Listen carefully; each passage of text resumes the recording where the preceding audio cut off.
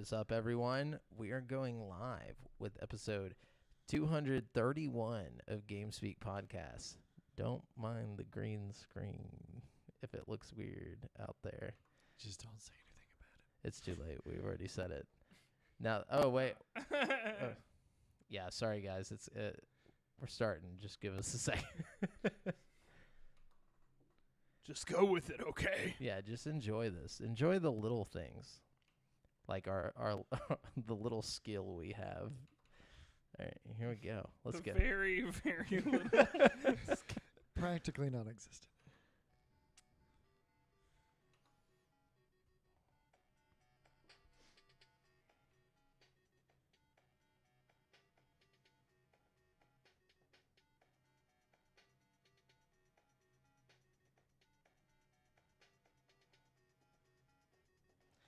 Yo, yo, yo, and hello and welcome to the 231st episode of GameSpeak Podcast. New episodes go for free feed subscribers every Wednesday in audio format on Apple Podcasts, Stitcher, Google Play, and all of your favorite podcast platforms, as well as in video format on YouTube so you can see us in stunning high definition, where we need you to hit subscribe and click that notification bell. We are now streaming live every Monday at 7:50 p.m. CST on twitch.tv/GameSpeakPodcast, youtube.com/CreateForSanity, and facebook.com/group/GameSpeakPodcast. If you want to catch the show as it happens before anyone else, also be sure to join the community in the okay. Not the Facebook group. I lied. In the Discord. I always forget to update this part. But, yeah, it's dsc.gg/GameSpeak Podcast. And you can find us there. Also, forget that part. But this show is two childhood BFFs and a brand new BFF who's finally back, bringing you all things video games. I'm one of your hosts, Jamel Al-Jafra, alongside Brent Bazooka Bass. I don't know if I've ever done that one. It's very simple. But I like it. I like it. I'm almost positive on an old episode. All right, let's change it to Bazoinga. Bazinga. What is that? What does that guy say in that show? Bazinga. Bazinga. There you go. Right? Bazinga Bass. I don't know. I don't watch that show. Yeah.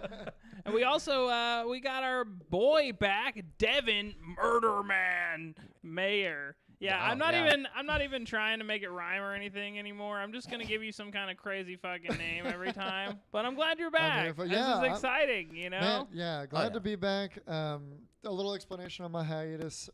Very unfortunate events. My dad, I think I talked about it last show I was on, was battling for his life with COVID, and he lost his battle. So I was taking some time to deal with that. Went to Florida. Florida's just as crazy as I ever was. As the last time I went. You run into some wild people down there? Any Florida men? Floridians are they're just wild in general. It's like a tropical Texas. Tropical Texas. Yeah, that's the best. That's what I call That's a pretty good description, yeah. But yeah, what's up, guys? Yeah, like, dude, Devin's we've back. been missing you, bro. Like, it's been It's almost like the last episodes didn't even happen. They didn't even count, bro. Yeah. Oh, yeah. But yeah, man. So you do anything besides all the sad stuff? Well, yeah, the Florida trip was a funeral. That was the sad shit. But still had a good time seeing family and whatnot. Just wish it was on better. Oh, thank you, Drive By Joe. I appreciate that, man. Yeah, that is what it is. But yeah, Florida was nice, even though the circumstances, the weather was perfect the whole time. Did you get to go out to the beach? Oh yeah, for sure. Nice. We were in Clearwater, and the water's clear. Yeah. And but it's a Gulf side, so it's abnormally clear, like not anything we're used to. So that was super nice. The weekend before that, I went up to Dallas for a wedding, and then in between the week, I've just been keeping myself just really busy.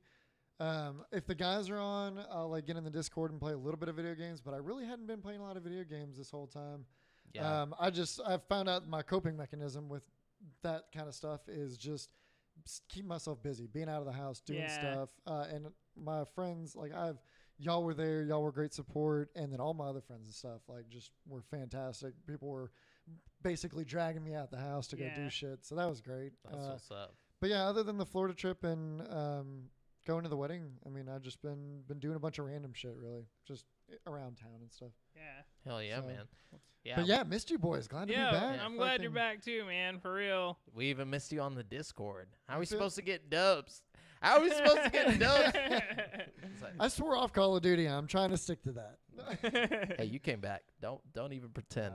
Don't even pretend I drew you back in. No, but anyways, Brandon, what you been doing? Honestly, I feel like it was just yesterday we did last week's podcast. Like this whole week went by so it was fast. Just yesterday. I seriously feel like I haven't done anything. Like I just went to work a few times and then suddenly we're here again. You know what I mean? I feel that. I completely feel that. It was one of those weeks where I can't think of very many standout events that happened, you know? Well, you're missing out because the Matrix Resurrections trailer dropped. Oh, I forgot about that. Okay, yeah. What do you? What's y'all's opinions on it? I'm hyped. down, Yeah. bro. I'm hyped. I'm down. I down, want to but see how deep the rabbit hole goes, Devin. Yeah. I need some. Yeah, I definitely need some explanations. I'm apprehensive. About what? Well, it looks like a lot of fan. Excuse me? it No. looks- oh yeah. First and foremost, it looks like a lot of fan service. I like fan It service, does, but yeah. a lot of the shit that they showed in the trailer was just like Matrix 2 times 4. Wait, why you say Matrix 2 though? I saw a lot of Matrix 1 in there. It seemed like it was basically With the dojo, Matrix 1 for sure. The dojo part in it. it made me think, okay, and I'm like this is I have not read up on all the theories around what's going on in this trailer. I read one really good theory, but I'll tell you about it in a second. Let's see, I'm thinking that they're trying to make him like believe that everything that happened was in a movie, like in the Matrix film or whatever, like, or he's just like, you know, because if you notice in the trailer, like in the background at one part, the Matrix, like the original movie, is playing in a theater. Yeah. So I'm thinking like maybe it's just like they're trying to trick him, like the machines are trying to keep him from Yeah. figuring out what's going on. Well, And- did you see the thing that the theory about how like the video game, the MMO video game they made is directly tied in and like Yeah. canonical and shit? Did you read I that? didn't read it because I never played the game, but I I saw an article like title that said that. So well, I didn't what's play deal the with game that? either, but they talked about how in that game particularly, it's a sequel to the last Matrix movie, and the Wachowski sisters have said that it's like canon, and Okay. apparently that Neo, like, they have his body, the machines have the body. Yeah, he like And sits Morpheus is into trying that. to like negotiate with the machines to get the body, but they won't give the body back. So the plot of the game is that you're going around the Matrix planning like data bombs to like disrupt the Matrix and like wake people up out of their sleep and shit. And like that's the whole point of the video game. You know what I mean? Yeah. But Well- apparently, like, there's a scene in the trailer where you see Neo like getting like operated on by like a bunch of machines and stuff. I don't know. Oh, so maybe it they're could like be the reprogramming situation. him or something, like, and Yeah. gonna repurpose him as like an agent or something to like infiltrate the people, or like maybe I don't know what's gonna happen, but I'm really interested. Like, The whole Trinity being there is kind of dude, confusing. Trinity's kind of looking hot, bro. Fucking hey, I mean, she always is Yeah, I was looking about to hot, say, but I when mean, is like, she, it's but so- like, she's getting a little old, but like, she's still looking good. I You know mean, what I mean? Hey, yeah. hey, I'm just saying, No, I've all always right. kind of had a, I've calling always it right- kind of thought Trinity was fine. I'm calling it right now. Trinity is going to be like one of those consciousness uploads that the system or the Matrix is using to maybe either get at Neo or yeah, I don't think it's actually her. yeah. I think it's like an alternate reality that they put him in, another Matrix that they put him in to try and keep him contained. And that's why whenever the new like Morpheus guy, like the younger Morpheus, is like running him through the thing, he's like, you don't know me. And he like just kicks his ass in the trailer. Like you see like they're about to go through the whole dojo thing again. And he's just like, no, fuck you, dog. I'll beat you up. I'll tell you one thing I don't like that actually really irritates me is that Keanu Reeves has his long John Wick hair right now. Like, cut your fucking hair back to Matrix hair for this movie. He might you have know? looked too old at You this think? point. Yeah, you I think think it's the only way to hide his oldness Yeah. is to wear the Keanu Reeves. because whenever uh, he shaved his face for that Bill and Ted movie, he looked like really old. Really? But, I yeah. will not sit here for this blasphemy I'm that y'all telling are you. speaking Just on my Google boy it. Keanu. No. Google it. Google it. I haven't seen the Bill and Ted movie, but I I've heard didn't- it's yeah, I pretty didn't either. decent. It's decent, but he just looks really old, like with I his heard it's face very hit or shaved and miss. stuff. Really? Yeah. I like the old one, so I feel like I'd probably like the new one. But then again, you never Yeah. know. Yeah. But so we saw that. There's some of our little theories on that. hyped for that. Even if it Super. sucks, I'm still gonna be hyped. Oh Like, yeah, I'm still I going to was- see it. I just was like, pumped about the second one, and I'm still to this day kind of indifferent about the second one. Like, I didn't hate it, but like I didn't love it. But like I saw it in theaters, and it was one of the most fun experiences of my whole life. Like I still remember sitting in the theater waiting for it and shit. So like I'm hyped, just to have Yeah. another experience like that. To explain myself on what I meant by it's like 2 times 4 is because 2 is where we really saw the powers and shit get used and Mhm. whatnot, and like almost the whole trailer was Neo like doing, or the end of the trailer was Oh Neo yeah, doing crazy that was shit. tight. Whenever they fired the missile at him, He and he like bent Matrix the- pushes yeah. it. Oh, He's just like, dude. He hooks like- a rocket. Or not Matrix, but like force pushes it, and it like literally force pushes a rocket around him, and it like flies off. Think about It's how tight this is dope. going to be. Think about all the cool ideas they probably had for the first few Matrix movies, but they couldn't do because of CG limitations. CG limitations or budget or whatever. Which you they know, still like did a damn good They job did a really for good what they job. had at the time. oh, incredible! But like now, it's got to be like nuts. I mean, just think about how good it was back then. You got the same director. I mean, it's gonna be crazy, dude. Yeah. The parkour journal has entered the chat. He says, "I like to do the cha cha." The judge- Do you like to see how deep the rabbit hole goes? What do you think about the Matrix fucking trailer, guys in the chat, fellers in the chat, Yeah. Let us know. or ladies, whoever's in the chat? It's mainly fellers, but You never know. his man. name is literally Joe. Drive-by Joe. No, I mean maybe it could be We Josephine. got- we got other No, I'm people just that aren't kidding. I'm just talking, kidding, you Joe. know? Oh no, I know what you mean. Yeah. And then, but because of the hype around the Matrix Resurrections trailer, I sat down and watched Constantine. I was like, I'm gonna just watch Hell this yeah. because Not I The haven't Matrix? seen it in a long time. No, I'm I just I watched the Matrix probably like 50 times last year. That's Like real. I don't need to watch it anymore. That's a lot of times to watch The Matrix in one year. But no, but my tiny little nipples went to France. Yes. Jim Carrey's just in there. Elemental chill. That's actually I'm pretty sure that's AJ though, the parkour journal. But anyway, so I watched Constantine, and I forgot that Shia LaBeouf is in this movie. Oh, fuck. Yeah, young Shia LaBeouf. Yeah, young Shia LaBeouf, like right before he got his like big makeover, and like everyone was like, "Oh my God, Shia LaBeouf," like it was before that. It was like right when he's still kind of chubby and like has his curly hair, and he's driving a taxi for some reason, and like I remember that. Wow. yeah, it's not that good of a movie. It's not bad, like it's okay. It was okay. All I right. fucking love that movie. Do you? It was one that I watched a long time ago, and it's just been one of those movies that I like because I really like Keanu Reeves, Yeah. and I got that from watching Matrix because Matrix was before that. It's one of my like old time favorites.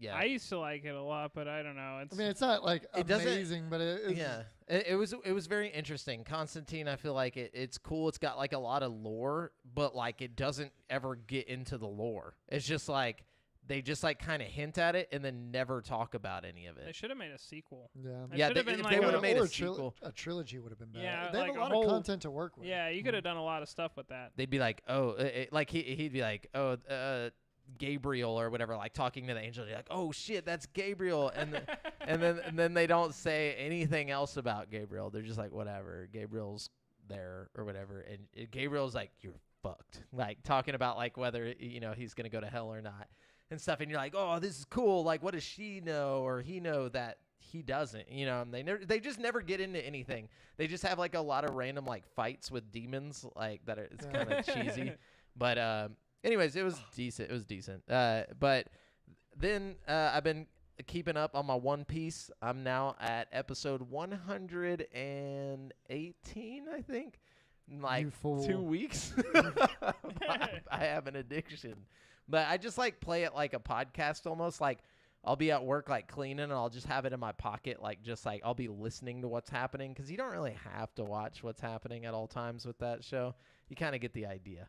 But anyways, with One Piece, it's really good. Y'all, I that's what cannot You're get it. listening to it like a podcast? Not all the time. Like I'll be watching it when I can, but when I can't watch it, I'll be listening. The to only it. thing I could think that would be okay to do that with is like a crime documentary or something, or Well, I like do a that a lot, stand-up too. comedy routine, maybe. But whenever you got 900 episodes to get through, you find a way. But as a Parkour Journal says, did you get John Wick vibes from the new Matrix trailer? A little bit with his look. With his exact John Wick hair. Yeah. Yeah, he looked like John Wick. And they changed the black cat for a dog that dies like right when it walks onto the screen, and that's what kind of sets the whole movie.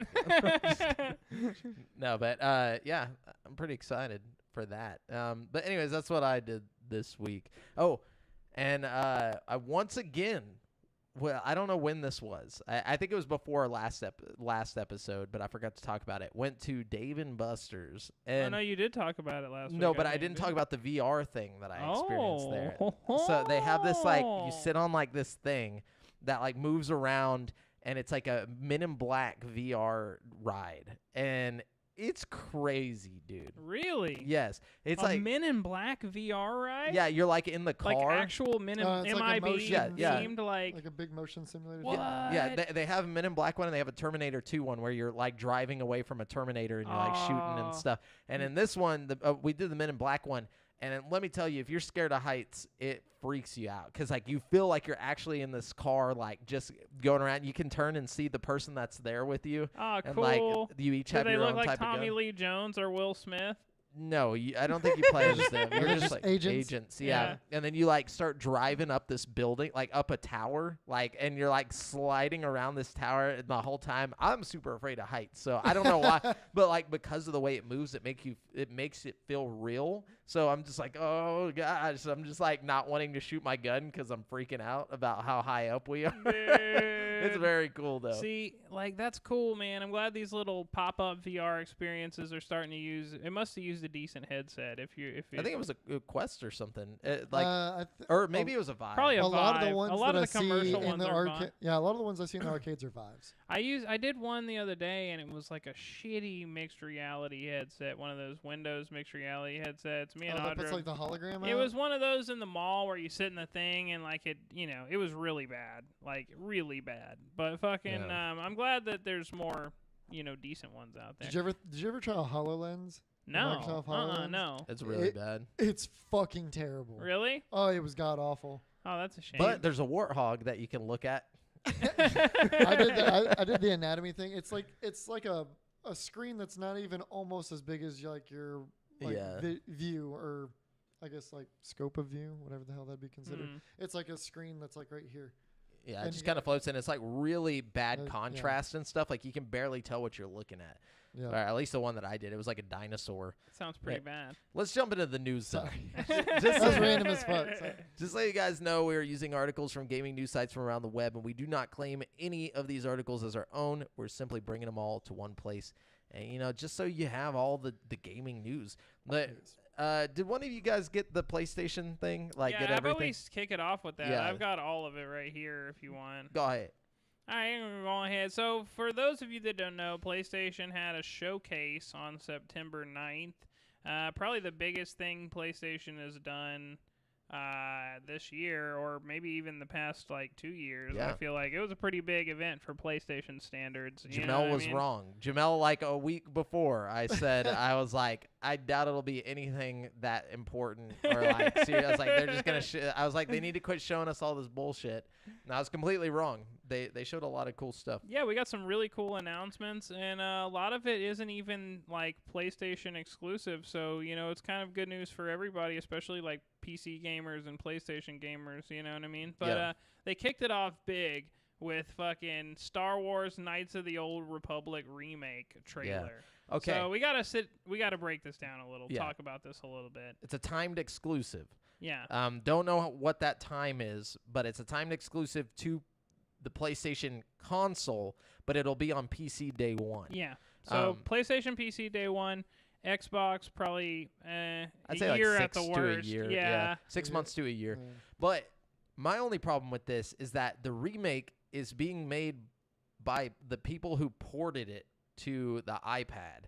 And What's the wrong with iPhone. the iPad port? I There's played the nothing- iPhone there's- version. It's fine. But it's the same game. That's what I'm saying. There's nothing wrong with the port. My only thing is that it's being made like they're completely remaking the game. Yeah.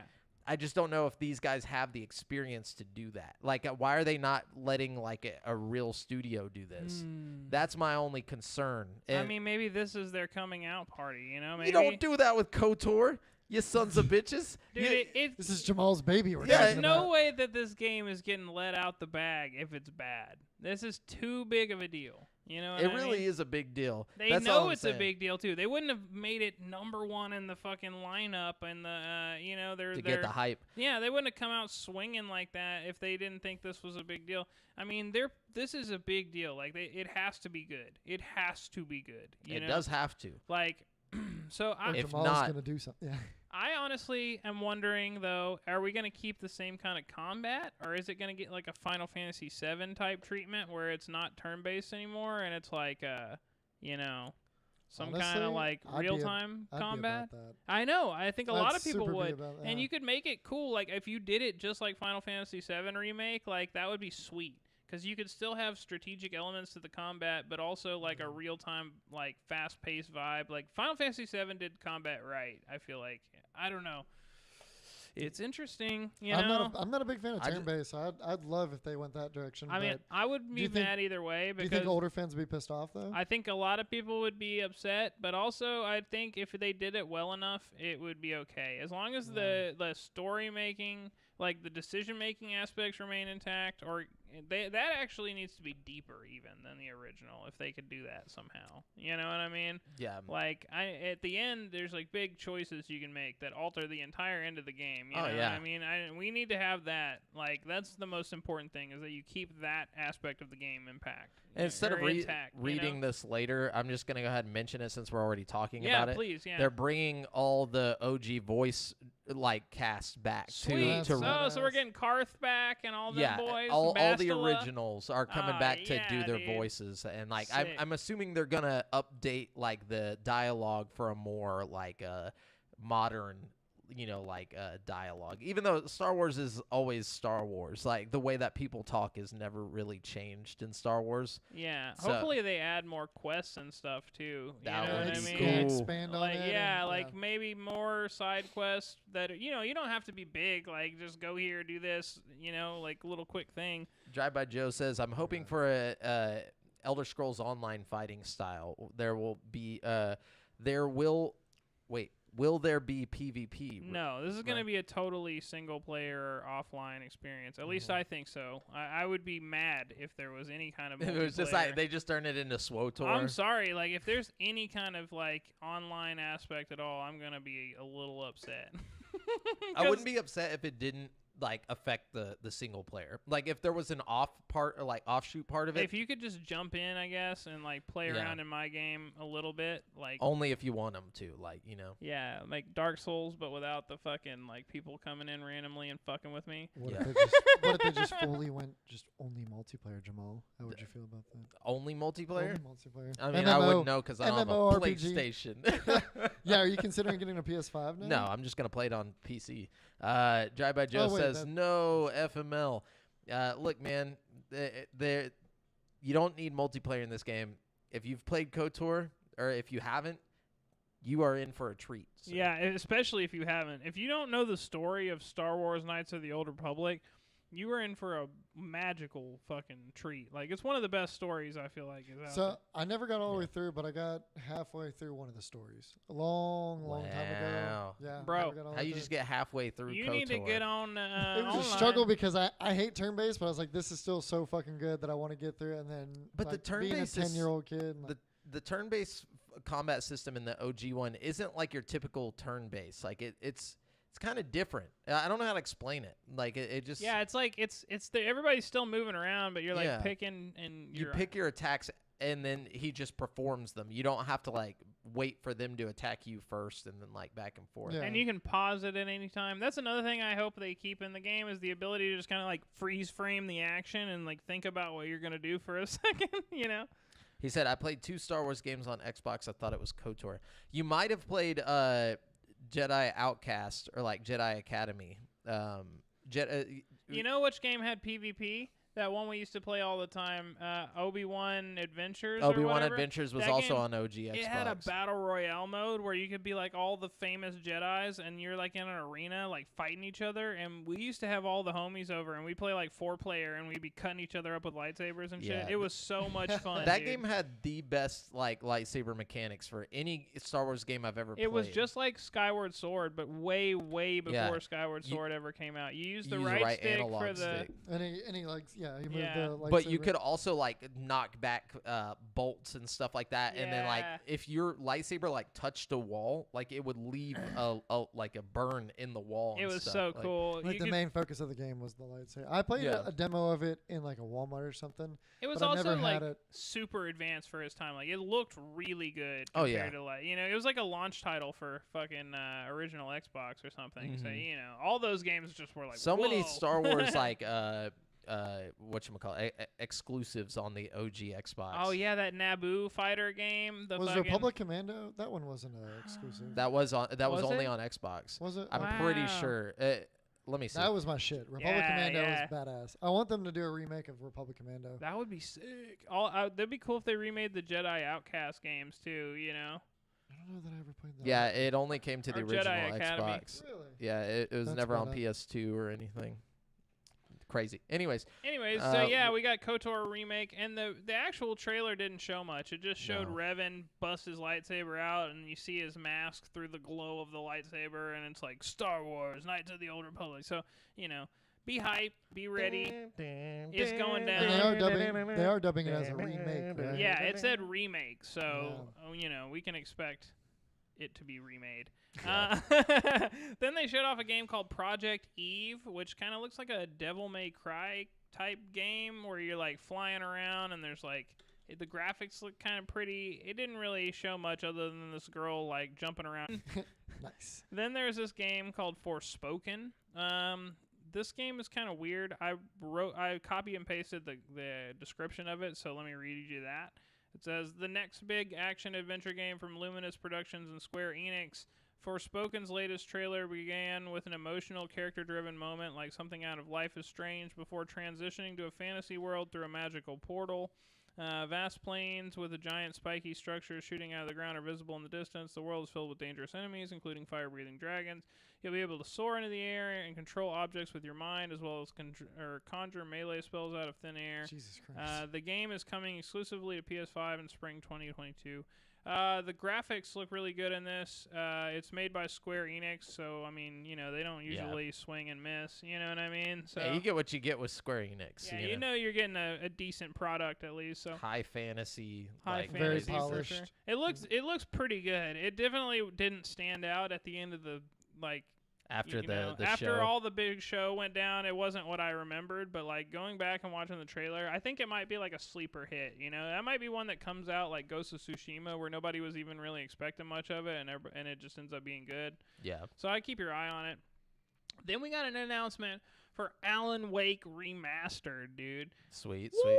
So like It looks good. yeah, the original game already looked good, so you really don't have to do much to the remaster. Oh, they did a lot. Like I know. I just recently played Alan Wake, and it looked nothing like that. That's what I'm saying. Like, but it did look decent though, right? I mean, it like, looked okay. did Like you play it on PC? no, I played it on Xbox. Oh no, see, you got to play it on PC with the settings cranked all the way up because Yeah. like I played it on PC recently, 1440p, like fucking all the way jacked up, and like it looked a little worse than what they showed off. Oh, really? Yeah. Wow. It looks great on PC. It's crazy. But, like, the new one they showed off looks awesome, too. So I'm really hyped to play it and even better looking.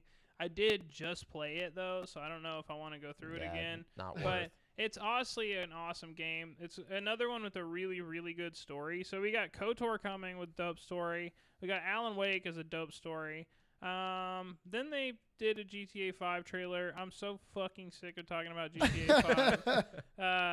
It's got And it PS5 got delayed. enhancements. Yeah, it It got fucking delayed. the PS5 Yeah. upgrade of it. To 2022, and apparently, like people have been just trashing the video, like disliking it to hell on Good. YouTube. So Because we Good. ain't fucking six, Yeah. man. They need to chill out with all that shit. Yeah, We they can need play to it be, backwards compatible if we want to, dude. You don't need to upgrade that shit anymore. It's fine. Yeah. It's fun. Yeah, and so then we got Ghostwire Tokyo gameplay. Still no announcement. Still no announcement, but the game looks a lot more like a game than it did last time we saw it. You know, Wasn't what it I mean? just like a very brief cinematic? The last time it showed it, it was like really. It I don't basically know. looked like an anime, like, Yeah. but it was a video game, like a first person. Something was happening, Oh. but like it was almost like they had cut it like an anime trailer. Yeah. Like, and then you saw like the different creatures and the music was playing, and it was all like, what is happening? Yeah, I'm still unsure about this game, but I really, really like The Evil Within. Yeah. So it's like I want this to be good because I know it's the same people that made Evil Within 1 and 2. And, like, both of those are some of my favorite games of all time. And, like, the trailer just looks weird. It's like you're just walking around Tokyo streets, like, beating the shit out of fucking monsters and, like, ghosts and shit.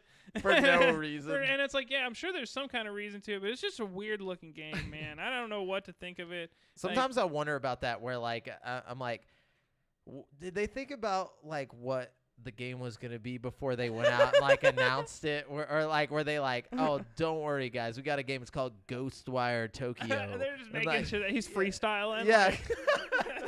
Like no rhyme or reason, but you know it usually works out in the end. You know? But anyways, so yeah, Ghostwire Tokyo gameplay, and then we got Uncharted 4 and Lost Legacy are being remastered. They've already done this. So- They've already remastered. Oh no, this is for 4. 4. Okay, Yeah, so they that have one the hasn't been Uncharted released yet. collection, which is like 1 through 3 Yeah. remastered, but that was for PS4. Mm-hmm. And then 4, this is yeah. pure PS5. It's 4 and Lost Legacy remastered. It's also coming to PC day 1. So a lot of people were calling for the Uncharted series on PC. Yeah, It why kin- not? If you're gonna put 4 in Lost Legacy, put the rest of them. That's what I'm saying. But, like, you know, this is a step in the right direction for the people who are, you know, excited about getting the prospect of getting Uncharted on PC. Like, at least you got 4 in Lost Legacy. It sucks that you got to skip the first 3. But, you know, better than nothing. Sony be stingy. Sony be stingy. And, you know, if it does well, like, really well, I Mhm. don't see why they wouldn't put the other 3 on PC. You know what I mean? They will. Especially if the movie ever comes out. Yeah, right? That could be like a thing, like put it hand in hand with the movie. You know what I mean? But so then the fucking after the Uncharted 4 thing, it goes dark and then it comes up and you see this dude sitting at a bar and like fucking some guy comes in and he's like, "Hey man, you need to get the hell out of here." I don't really know what he fucking said. I don't remember. I wasn't paying that much attention until the fucking claws came out. Come out of the And head. it's fucking Wolverine sitting at the fucking bar. And I was like, oh, shit. And then it's like Insomniac Games. And I'm like, oh, shit. Yeah, and I was dude. like, oh, man. So we got an Insomniac Wolverine coming out. That's pretty like all it showed. But, like, dude, fucking, we know Insomniac's track record. We know they make a dope superhero game. You know what I'm saying? I am so excited. I'm so excited. That's the one I'm most excited for. The last time we played a Wolverine game, or I played a Wolverine game, was Wolverine Origins, that game Yeah. they released on 360, which is one of my favorite games of all time. If you ask me, like, a top 10 list of God of War knockoffs, like, Oh yeah, it is definitely. maybe the best God of War knockoff I've ever played. Like, you're fucking, like, getting shot and your fucking skin's falling off, and you're just, like, at some points in that game, you're just a, like, metal skeleton walking, and, like, your fucking arms are growing back around you and shit. Like, it was tight.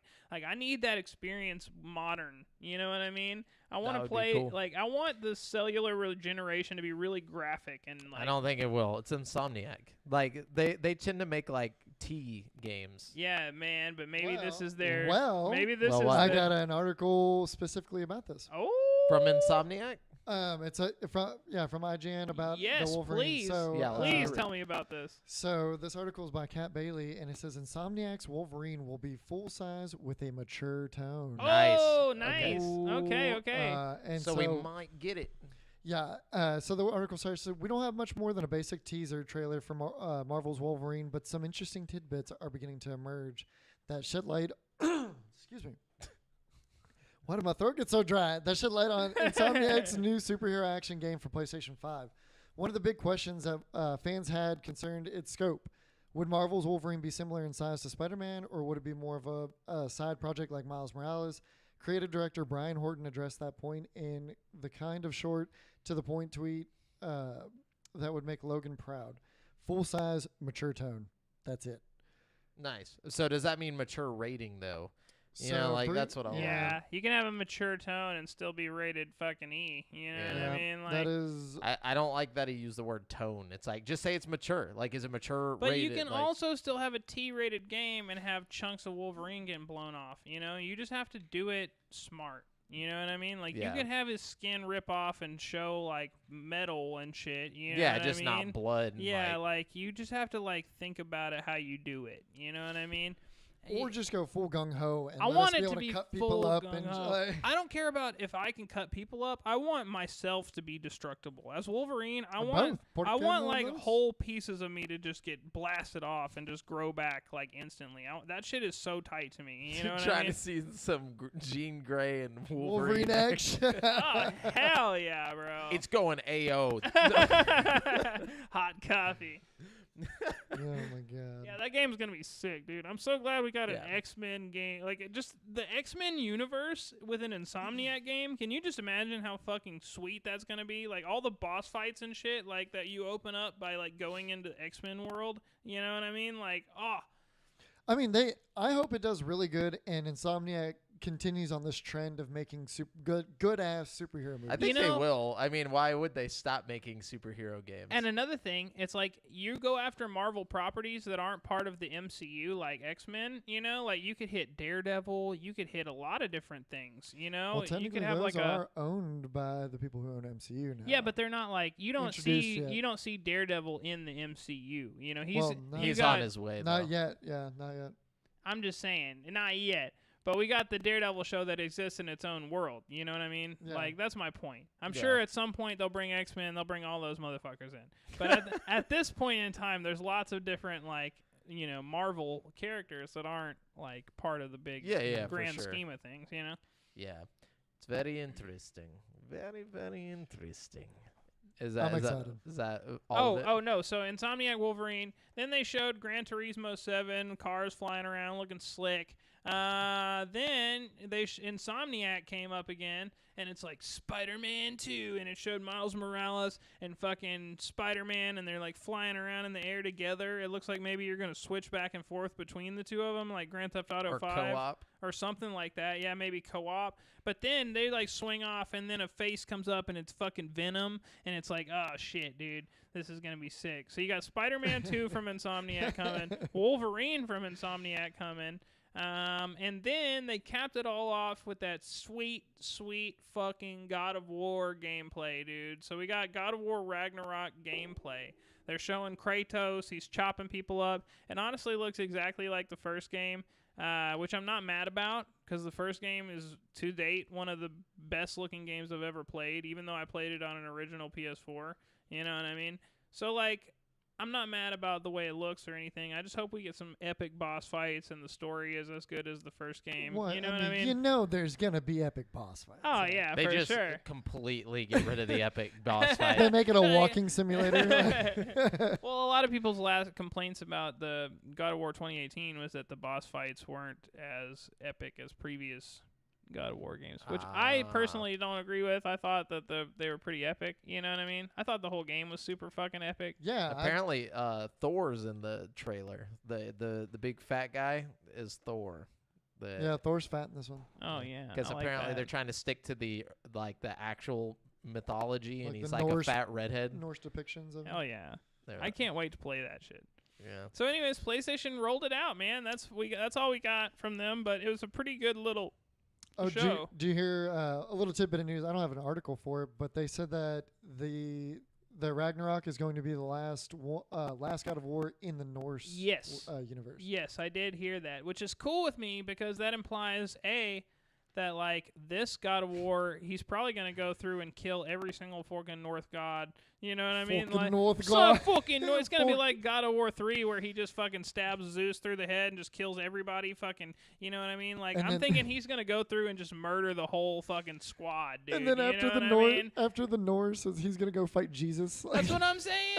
where do you go next? You got another No, religion. then- No, so you got- speculation is that it's going to be is it Japanese? You got to go forward mythology? canonically in time. Yeah, you know what I mean? then Like, you go one of them's fight for the sure- American gods. One of You got them's to for fight sure Egypt. George Washington. No, so Mega there's George this, Washington. there's this big mural that people shared pictures of that have a symbol for the Greek mythology, the Norse mythology, and then there's one for Egypt, and then one for Tomo, which I think is Japanese mythology. But see, didn't the Egyptians come before the Greeks? Like, I don't really No. know. No. Yeah, well, Egypt was cradle of life. What? Yeah, Egypt was like the OG fucking Yeah. civilization. I don't right? think there's- like, Hold There- on. so hold there's no- on. there's No. No? No. Wait, hold up. I don't know that for a fact. I Yeah, just thought Egypt was like, settled down before the. No. Yeah, because Egypt No, was the cradle. Ancient Greece is much younger than ancient Egypt. The first records of Egyptians. Yeah, we're saying Oh, okay. So it's Egyptians the older. opposite. Okay. Yeah. Yeah. Okay. I was like, wait a minute. Okay. But yeah, they're thinking it's gonna go Tomo next. Tomo? Because it What was is that? It was Greek, Norse, and then I think it's Japanese mythology. Tomo. Yeah, I've never even heard- It's like, but it's but it's all like very significant How symbols is of Tomo spelled? I want to look each. this up. Tomoe, I think. I could be butchering this. Tomo Just look up mythology. Let's see what that is. Yeah. Okay, so Japanese could be To- interesting. He's to- got like a ninja sword.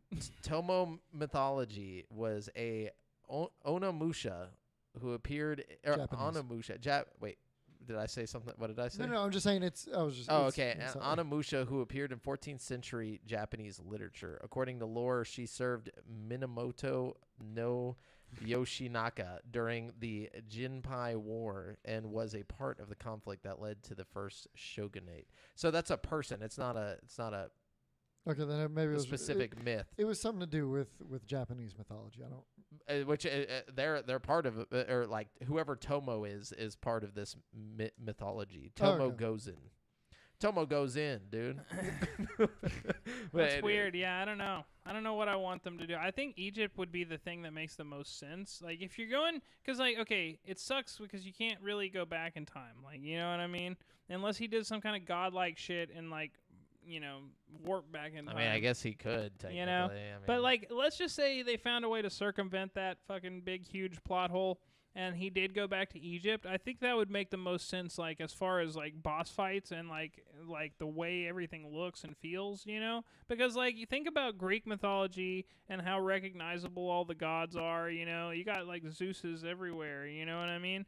You got fucking, it's like a thing, There's a and lot of Egyptian gods. that's what I'm saying. Yeah, that'd be Egyptian gods would make sense, unlike the Japanese gods. Yeah, yeah, 'cause like it- you not don't, enough You is don't know known. the Japanese. Like, I'm not saying like that wouldn't be tight to fight a bunch of badass Japanese demons and shit. You know what I mean? But like the whole premise is like fighting recognizable like god names, like Horus You know? and all those. Yeah, other ones, Horus and Artemis. Well, no, that's So Greek look, again. okay, My look. bad. The symbol that it shows is Tomo, or is called Tomo. It's like Tomo this. It's like arigato. it looks like a Rasengan. Every time. And then you can see up in the top left, there's an Egyptian eye, and then in the bottom left, there's a Tomo. That fuck. symbol is called Tomo. You're right, and that Yeah. was like the big reveal at the end of the game. Oh fuck! Oh. So yeah, they just don't know which one's gonna come because they're not sure about if they're gonna do like chronological or whatever or what. Hopefully Egypt. Tomo, commonly translated as kama, is a kama-like swirl symbol used in Japanese mon, roughly equivalent to a heraldic badge or charge in European heraldry. It closely okay, but yeah, so whatever that means. But What if the Anyways. next God of War game you're not even playing as Kratos? yeah, What if you just go back to Egypt time and you're some similar badass fucking? that But would why be would they have that him would go kind of to- take away from Kratos then Yeah. if there was already He's a on a- cool badass like god killer. Yeah, Like, but so he's on a mission What if to you kill find all out the halfway through the game that it's like Kratos' grandfather or something? And it's like bum ba and he Or- like leaves the blades for fucking Kratos, and he's like, "This will be for my grandson." Or what if it's the son? What if I don't it's fucking know. what if it's what's his oh name? yeah, it's his What son. if his son takes over Boy. and Kratos is like old? Boy. Well, Well, we already know. Well, I don't want to spoil the whole entire Ah. end of the game, but we've had some pretty big revelations about the boy. So we already I know kind of what's going on So with nothing good. No, I'm just I really well- need to go back and finish it.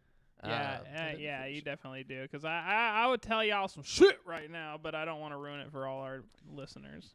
Well, let's jump into some other news. That wraps up the PlayStation show. Let's see. Yeah. So this is from Adam Bankhurst at IGN. He says, Platinum Games would love to port Wii U's Star Fox Zero to the Switch, but it would want to respect both Nintendo and Miyamoto's wishes in regards to an updated version. Speaking to VGC, Platinum Games studio head Atsushi Inaba said that the studio would have interest in porting 2016 Star Fox Zero to Switch, which it was a horrible game, which remains one of the few big-name Wii U games yet to make it to the Switch alongside remasters of Legend of Zelda, Wind Waker, and Twilight Princess if Nintendo wanted it. However, any potential changes would be up to Mr. Miyamoto. So I find that interesting that somebody's actually interested in doing that, and I think it could be cool if they did it right. Like if they completely remade parts of that game, like just ported it as a remake almost. Is that the one with the multiplayer, like where you're like can get out of the ship? No, and that's stuff? no. That's on the GameCube. I was That's about to say that Assault. one was kind of tight. That right? one was tight. Yeah, this is Star Fox Wii U basically, and it was just really bad. It got like a 4 out of 10. I legitimately don't remember this game. Was it like all ship combat, like a normal Yes. Star Fox game? Yes. Oh, okay. Yeah, you didn't miss much. Whack. Anyways, Devin, what you got? So Taylor Lyles over at IGN, Halo Infinite's next multiplayer preview start date announced. So in a tweet shared on the official Halo account, 343 Industries detailed that players interested in participating in the next preview must have a fully registered Halo Insider profile completed no later than September 13th. Well, we're screwed. Shit! To be eligible. Fuck. I thought today was the 12th. God damn it. 343 Industries did not specify when the upcoming multiplayer preview will conclude. Yeah. Okay, so it's starting September 24th. If you don't have a Halo Insider account, sorry about you. Yeah, but I'll play it when I play it. You know, yeah, it's not the end of the world. I am yearning to play it, but it's cool seeing like on Game Pass where it's like coming soon and it shows like Halo Infinite like in multiplayer. It looks tight. Like Yeah. just seeing that sitting there. you know what looks pretty good to me though is that game sitting right to the left of it. That Horizon fucking 5, Forza Horizon 5, dude. That shit looks Yeah. sick, and that's coming even sooner. I Yeah. cannot wait. For sure. Well, it says no later than the 13th. Maybe we could still register. I don't know. No, you can't. You done messed up, Devin. Damn it. This is all your fault. No, Brent, what you got? Okay. Let's see. 2K Sports has Jake from State Farm in the game.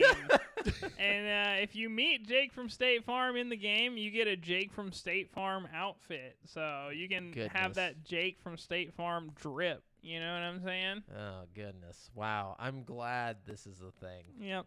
Yes. Yeah.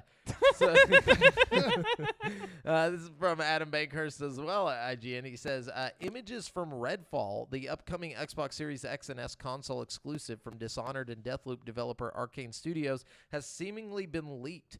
Oh shit! From a Those boys playtest. are not getting any rest over there. Fucking. No, it says the leaked images were first seen in a now deleted Reddit post from the Redfall and show off some of the game's weapons and heroes alongside the Redditor describing a game that appears to be very much like Borderlands with Dishonored style abilities.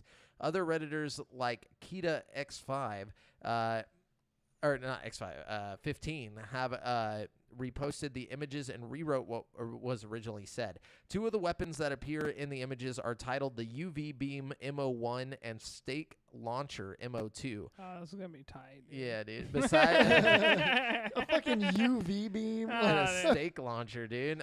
Besides these weapons sounding like the perfect foil for vampires, they also show their descriptions and modifiers. For example, the UV beam has a rating of 5,384, a high rate of fire, a bit lower reload rate, and a magazine size of 65. It also boasts additional charge capacity, increased accuracy while moving, and increased petrification speed. There is also a scrap value, which may be Redfall's currency. The weapons come in one of 5 rarity levels, and the loadout screen shows that each character will have access to 3 weapons and 1 slot for armor, medkit, remnants, and memento. There were 6 heroes in the playtest, and each hero has 3 abilities assigned to them as well, which sounds very much like Borderlands. Like, Man, all of that sounds like Borderlands. That game's gonna be sick, dude. Hopefully.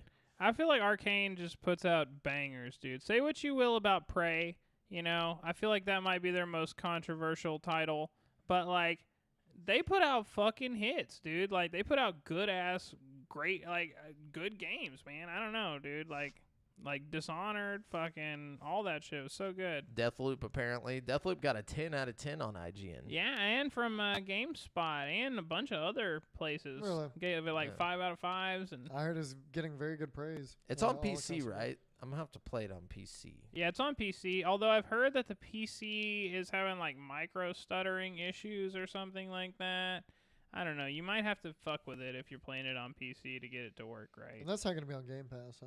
No, Not no, that's right a now. PlayStation exclusive. That's right. Maybe one day it'll come. Yeah. Maybe. Yeah, it was already in the works before The Xbox whole, bought them, yeah. acquisition. But this game is going to be an Xbox exclusive. The game we're talking Yeah. about right here. And on Game Pass. So, you yeah. know, we'll both have our exclusive Arcane game. Which is crazy. Yeah. But What's anyways, that other game they made that was a banger? They have another one that's a big deal. Not Dishonored, not Prey, not I don't know of any other games they've ever made, honestly. I got you. yeah, thank you. I'm Arcane sorry. Studios? Yeah. Yeah, Arcane. I feel like they have another one that's a big deal. No? I mean, not really. what all they got? Dark Messiah. No. Maybe I'm tripping. Wolfenstein, but that was the Oh, shitty yeah, one. Wolfenstein. BioShock 2. That was the that was the shitty Wolfenstein though. That was the co-op like Two Sisters one. I actually kind of like that one. Well, apparently they did Wolfenstein Resistance as well, and then Yeah, that was like that's BioShock Youngblood. 2. Yeah, and BioShock 2 was the least favorite. Hey, I like BioShock 2 too, so you know. Yeah. Haters gonna hate. Haters. Haters gonna hate. Oh, No, it was my turn, wasn't it? yeah, it was Yeah. your turn. Fuck. You done messed up, boy. Un momento. So this is pretty cool. Logan playing over at IGN. A new Twisted Metal is rumored to be in development alongside a TV show. Okay. They're Yeah. just giving everything a fucking TV they- show nowadays. They've been talking about that for like years now, though. The Twisted Metal show, because remember we brought that up like yeah, I was 2 about to years say we've ago. also been talking about this for years, saying they need to do this. Well, I guess maybe some stuff moved about it. Sony is reportedly planning to revive Twisted Metal video game series, seemingly alongside the franchise's Oh. upcoming TV show. So I think the news there is that the game is coming back. Okay. Yeah.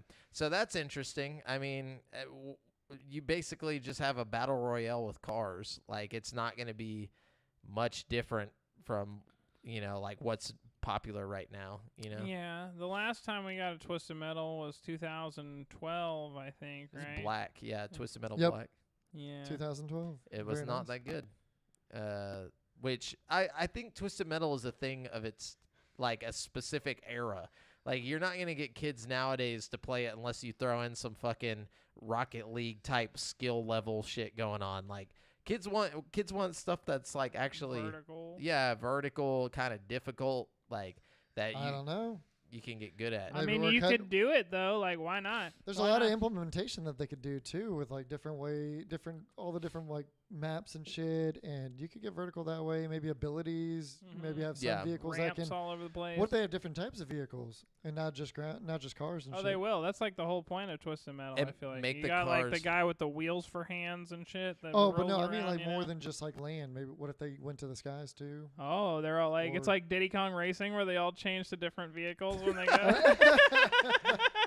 If they I don't know. if they made the cars like physics based like Rocket League, I think you could do a lot of stuff with it. They could do a lot of like realistic damage too. Yeah. Maybe maybe try to take a real. What if they try to take like a more realism take on it, and you could like customize your own weapons and armor? I really Make it like look like your- Forza, but with guns. No, Yeah. not that. I really like your Twisted Metal with planes idea. I feel like that could be fun if you have all the original Twisted Metal characters, but like in a plane form, like the wheel hand guy is like a helicopter now, and he's got like plane. You know what I mean? It's called Transformers.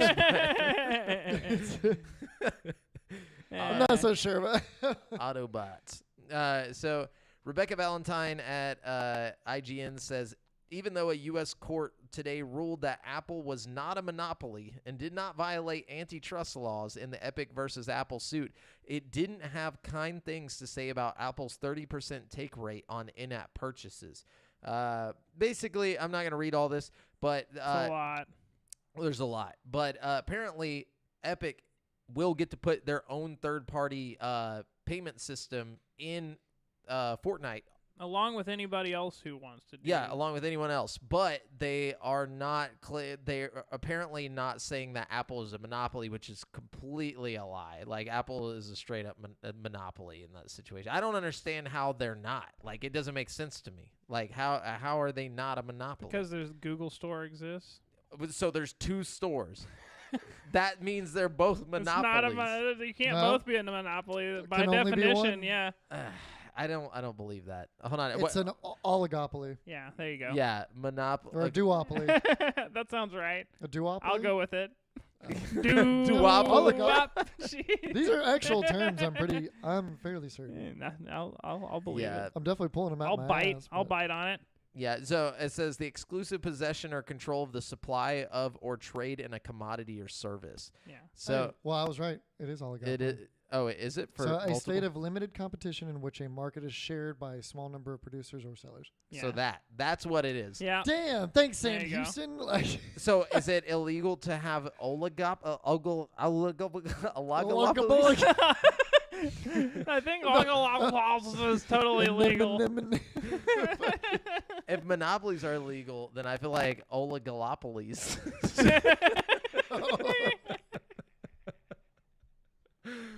They should be illegal too, bro.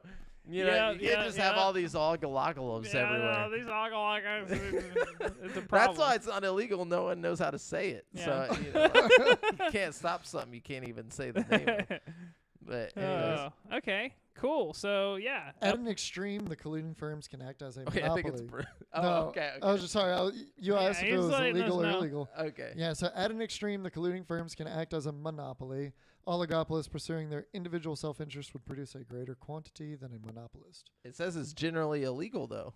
Right? No, at an extreme, the colluding firms I think can't. it's if, extreme. No, if they're working together, acting, it is pretty extreme. but probably because of the competition of self-interest between Google and Apple and Samsung. like they're not working together. It's definitely an oligopoly, but it's like How do you four of say it them like that? against- Oligopoly. Is that right? Oligopoly? Oligopoly. Oligopoly. It Okay. just sounds Like Oligopoly. Monopoly with Or an ollie in front. Oligopoly. I'm done with this fucking word. Yeah. All Okay. right, yeah, let's move All on. right, Brent, what you got? Let's see. We Like talked what? about Apple. Taking the legal route against hate speech on the platform, Twitch is suing two Oh. individuals who have allegedly participated in creating and facilitating hate raids against multiple creators. Twitch has always suffered from toxic chats, namely comments that attack marginalized creators based on race, gender, or sexuality. But recently, such activity has intensified into hate raids. Jesus Christ. Perpetrators of hate raids often use bots to overwhelm the chat with harmful language, usually at a rate that exceeds the streamer's ability to moderate the chat. Twitch acknowledged the hate raid problem in conjunction with campaigns by Twitch streamers that asked for the company to do more about hate raids, and promised that it was looking for solutions. Now, in a lawsuit filed on September 9th, Twitch named Cruise Control and Creatine Overdose as two individuals No. who created bots and launched multiple hate raids against racial minorities and LGBTQ community members. The company claimed it, quote, took swift action against defendants by suspending and eventually permanently banning defendants' known Twitch accounts. The two individuals, however, continued to make new accounts and altered their hate raid code in order to avoid detection and suspension. The lawsuit, then, is an attempt to put firm end to the defendants' participation and creation of hate raids.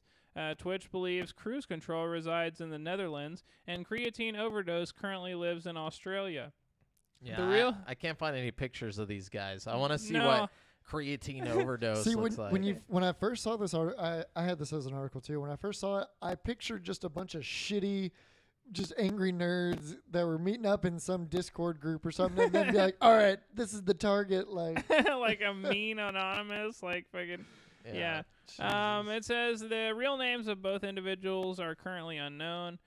Twitch streamers have been dissatisfied with the platform's seemingly slow response to the influx of hate raids. On September 1st, Twitch streamers appealed to the platform for solutions and organized a day-long Twitch boycott called #ADayOffTwitch in order to pressure the company to do more about the influx of hate raids.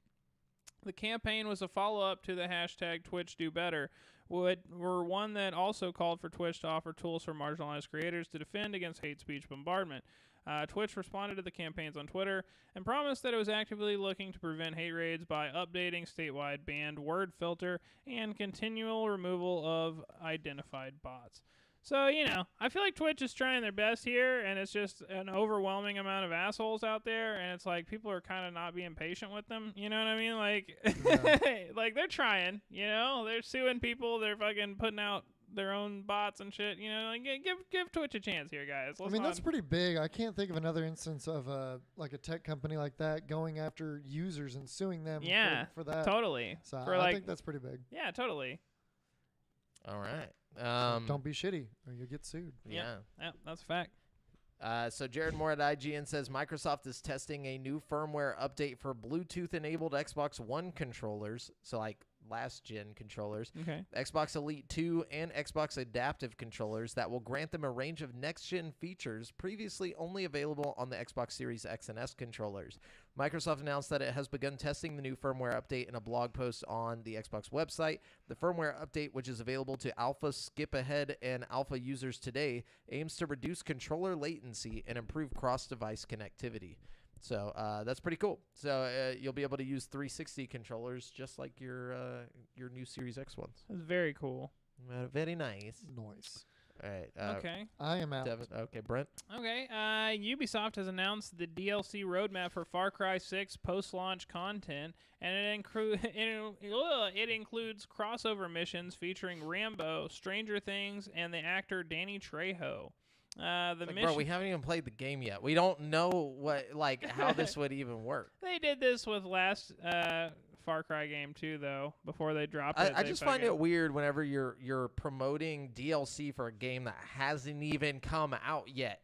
Like, that's where people get mad, where they're like, well, why isn't this just part of the game then? Like, it's like, if you're talking about shit that is going to come out after the game comes out, and like in a pretty timely, they're saying like in a couple months, like after the initial release, like, I get it, but this stuff it probably takes a long time to make, They probably have to have some kind of idea of what they're going to do, or else it would take, like, fucking long-ass time to put it out. You know what I mean? I'm sure, but why are you promoting it already? Like, just keep that quiet. Wait till the game comes out. To get you to buy the fucking season exactly. pass. Exactly. Yeah, that's but if you know what you're going to do, why not tell people? They're just being transparent. You know True, what I mean? guess. Or just kind of laying out their roadmap. Yeah. So there's there's going to be more stuff. Danny It's Trejo's going to be here. It's like Cyberpunk, except they're actually going to do this. That's true. I wonder what's been going on with them boys over there. Them CD Projekt Red boys. Remember The when whole the studio's next just gen on fire. update was going to come out and stuff? The multiplayer? No, but anyways. Yeah. Multiplayer, yeah. Anyway, so yeah, that's that pretty much. I guess it is cool Danny Trejo's going to be there, though. I like the idea of a Stranger Things crossover, Imagine fighting a Demogorgon in fucking Far Cry world. That's going to be kind of cool. Yeah, I was about to say, how would they make that happen? Like, are you just going to be shooting the kids? You're going to be going into the upside down and shit. You're going to, they're going to have an upside down Yes, version Jamal. of all the fucking Fallout world. Or not Fallout, Far Cry, you know what I mean? Just got all the kids running around so you can shoot them. That's it. Just bring them on in. Like, we have no, other way to implement this. Anyways, Jared Moore says Bungie is hiring for a new senior executive who will help to bring Destiny's narrative from video games across to the world of TV, film, and more. A career listing on Bungie's website for a new senior executive development role at the studio says that the successful candidate will drive projects that extend the Destiny franchise into new categories, including TV, films, books, comics, and audio formats. So that would be cool. I would definitely fuck with some, like a TV show or even a movie if it's done well, because there's a lot of badass armor that they can make, like, really well. They I'm should get still not really sure what the whole plot of Destiny is. Like, I know there's It's a big protecting the light, Traveler, Brent. and there's a. Get with the I just don't get it. You know, Okay, I don't get so- it enough to be like, yeah, that'd make a dope Look, movie. You this know is what I how mean? it would be dope. You get a Japanese anime studio Okay. to make an anime series about like the whole Destiny? story. Yeah, just put the story in an anime, and I- then what people story, would. That's a though? long Like, that's what story, I though. want to know. Like, That's a really That's why I long said story. make it a show, not a movie. Oh no, but I mean, like, their lore goes way back before the Traveler was okay. even at Earth. The Who's the planets that Traveler? it's like the big planet. the that's Traveler floating. is the big white floating No, thing. I know, but, like- that gives gives the Guardians It's the fucking powers. dumb, dude. And it's the whole been story getting of chased Destiny by the is dumb, darkness this whole dude. time You're getting through chased the by universe. the darkness, dude.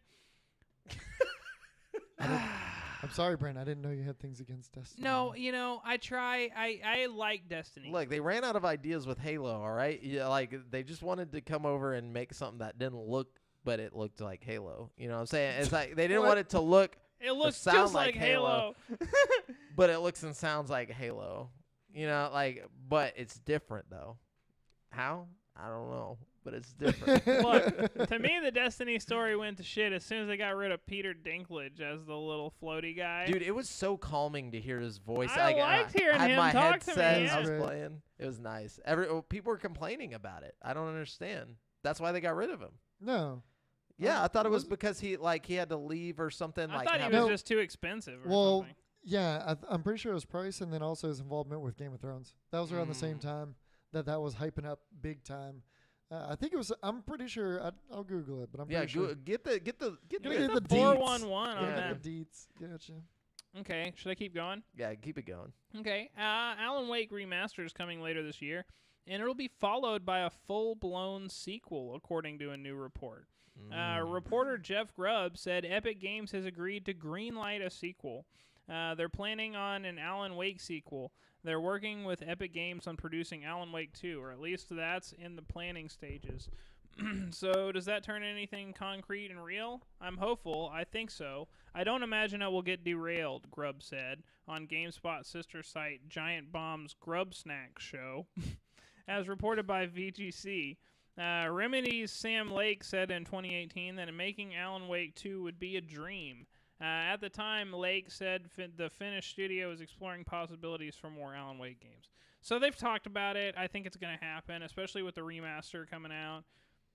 Alan Wake, the way it ends, I feel like it'd be interesting to do a sequel, but I'm not sure how you would do it. You know what I mean? Like, you'd have to set up a whole different story. I don't know. Maybe just like get a season pass and then like no, I'm just just slowly implement new stuff. Now, I think it could be cool. Like it would be interesting to see what a game like that looks like today. Like if it was made today, you know, like that whole premise of like basically telling a story, and it's like a huge budget. You know, it's not just like what's that game called that she likes, Life is Strange or whatever, where it's kind of like you can tell the budget's not like ginormous or whatever. I feel like with Alan Wake, it's like a bigger version of that. You know what I'm saying? Or at least now it's not, because it's, you know, it doesn't. Guys, I can't wait for Alan Wake sequel. Yo, me too, yeah. Paranormal man. Games says that. I'm telling you, bro. Alan Wake was my shit. I love the story. I like the combat. It's fucking just all around one of my favorite games. Fucking. I So think- back on our earlier discussion, real quick. It was acting commitments. Oh, Peter okay. Peter Yeah. Dinklage. Yeah. So he just dipped out, like that was it. He Well, it was just said that like, his other acting commitments made him very hard to schedule and work with. Probably have So, to do a lot of work for like. Hollywood nonsense. so then they should have just got Samuel L. Jackson, bro. Can you imagine? Like Guardian, wake up! We got to get to the Traveler, motherfucker. That would have been great. Fucking. Anyways, Oh. keep it going, Brent. Yeah, I'm out of news. I'm just Okay. waiting on If you pre-order Metroid from Walmart, you get a free set of Metroid coffee mugs. So, if you're planning on getting Metroid, might be worth getting it from Walmart. Hell yes. You know what I'm saying? I'm sorry, I'm a sucker for free shit. you. We're coffee mugs, bro. Hey, I mean, if you're already gonna buy the game, No, it's just a very you might funny as well get thing. some free coffee mugs. Yeah, it's like- Metroid coffee mugs. I was like, yeah, who came up with that packaging deal? I want to know. Yeah. Like, what kind of promotion can we do for a video game? It's like maybe we should throw You in know what? like like some in-game currency or like a new item. Okay. Or maybe it's- even a it's cute pretty little dumb, plushie of Samus. No, motherfucking Coffee mugs. mugs. Because they know we're all old enough to be sitting around drinking coffee. Like Oh fuck! What if that is the angle? it is, man. It They're like, is, oh, they'll for take this sure. to their office, and like everyone will be like, oh, cool. Oh, you got the new Samus game, bro. Did you Yeah. know Samus is a girl? Okay, moving on. Let's see. We talked about the Matrix. Let's see. Okay, we talked about this a little bit, but basically, Valve came out and they're like, "Yo, don't expect the Steam Deck to play all your games." They like officially said it, like, "Hey, there might be some issues right off the bat with Linux and stuff." So, just be a little wary if you're looking to get a Steam Deck, because Give it some time. Which I is know. weird because didn't they say like it'll play? They wanted it well, to they play like clarified everything. that. They made a point. They went back on that and they were like, we meant that it has the power to play everything, not that it will be like compatible. Like if the software was able to run on this, it would be able to play it. You know Just what I mean? partition your hard drive. Fucking have like 3 OSs running on it at Yeah, once. or just get exactly. Just get that Windows 11 when it comes out. and Linux and Yeah. fucking Python. Bro, I'm kind of hyped for Windows 11. Oh, Anyways, Python's a code. moving on.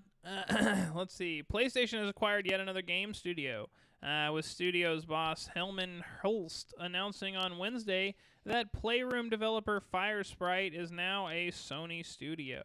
Firesprite becomes the 14th member of the PlayStation Studios group. So there you go. PlayStation's Cool. trying to catch up with the amount of studios Xbox the just got. acquisitions. Let's see. Okay, that's all I got. Okay.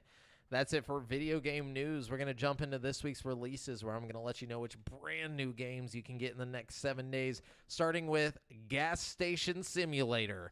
Coming to PC on September 14th. Couldn't find a price, but buy an abandoned gas station and restore it to its full glory in Oh. Gas Station Simulator. I actually really want that. That sounds kind of tight, dude. Yeah, dude, you can renovate, upgrade, and expand upon the offered services to keep up with your clients' demands. Holy shit. That Is sounds that what we really call people who go to satisfying. gas stations? Clients? Hell yeah. They're the clients. You mean people. Anyways, Colors Live is coming to Switch September 14th for $49.99. The critically What? acclaimed painting game is back. Paint using multiple brushes and layers and share your masterpiece online with all those people on Switch Online. And then we got Deathloop going to PS5 and PC on September 14th for $59.99. If at first you don't succeed, die again. In Deathloop, find a way to put an end to the time loop, trapping mysterious island of Black Reef in an endless cycle, all while being hunted by the island's inhabitants. And then Can't wait to get my fucking hands on that with all these good reviews going around about it. right? I'm hype. Then we got Merrick's Mart. Not Mart. Market. Same thing.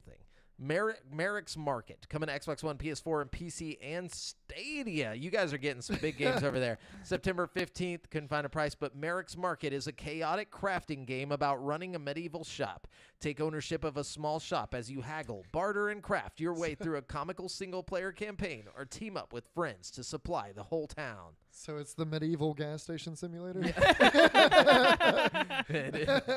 We got Fire Commander coming to PC on September 15th. Couldn't find a price. Be a real hero. Fire Commander. Lead a team of firefighters in a tense tactical game where you fight against the force of nature. How could that even be a good game? Up next, we got Future Gas Station Simulator. Then we got Skatebird coming to Switch, Xbox One, and PC on September 16th for $19.99. Drop in and be a skateboarding bird. Grind on bendy straws, kickflip over staplers, and carve killer lines through cardboard and sticky tape parks. Fuck yeah, I'd dude. play it. Yeah, it I'd sounds play sick. it as well. Then we got Eastward coming to Switch and PC on September 16th for $24.99. Eastward is an adventure game with RPG elements set in the beautifully detailed decaying world where society is starting to collapse as the human population shrinks to an all-time low. Then we have Project Winter coming to Switch, PS4, September 16th for $19.99. In Project Winter, betray your friends in this 8-person multiplayer survival play based on social deception and survival. As a survivor amongst a group of strangers, you will have to collect resources, battle the elements, and complete a series of tasks in order to call in one of several rescue vehicles. And then we have I Am Fish coming to Xbox One, Xbox Series S and X, and PC on September 8th. Yeah, we got this Xbox exclusive here, I Am Fish. Look out, Deathloop. I Am Fish is a charming physics-based adventure starring 4 intrepid fish friends forcibly separated from their home in a pet shop fish tank. Swim, Aw. fly, roll, and chomp your way to the open ocean in a bid for freedom and to reunite once again. So somebody watched Finding Nemo. Yeah, I and was was about to like, say. dude, that's a game, It's though. like Homeward Bound and Finding Nemo mixed together. Oh, shit. It's like Finding Nemo from Nemo's perspective. What'd be really, and there's what'd 4 be of you. really funny is if they were freshwater fish next to an ocean and they finally like get free and they're happy. like, you die. and then they die. So, The Amazing American Circus is coming to Switch, PS4, Xbox One, and PC on September 16th for $19.99.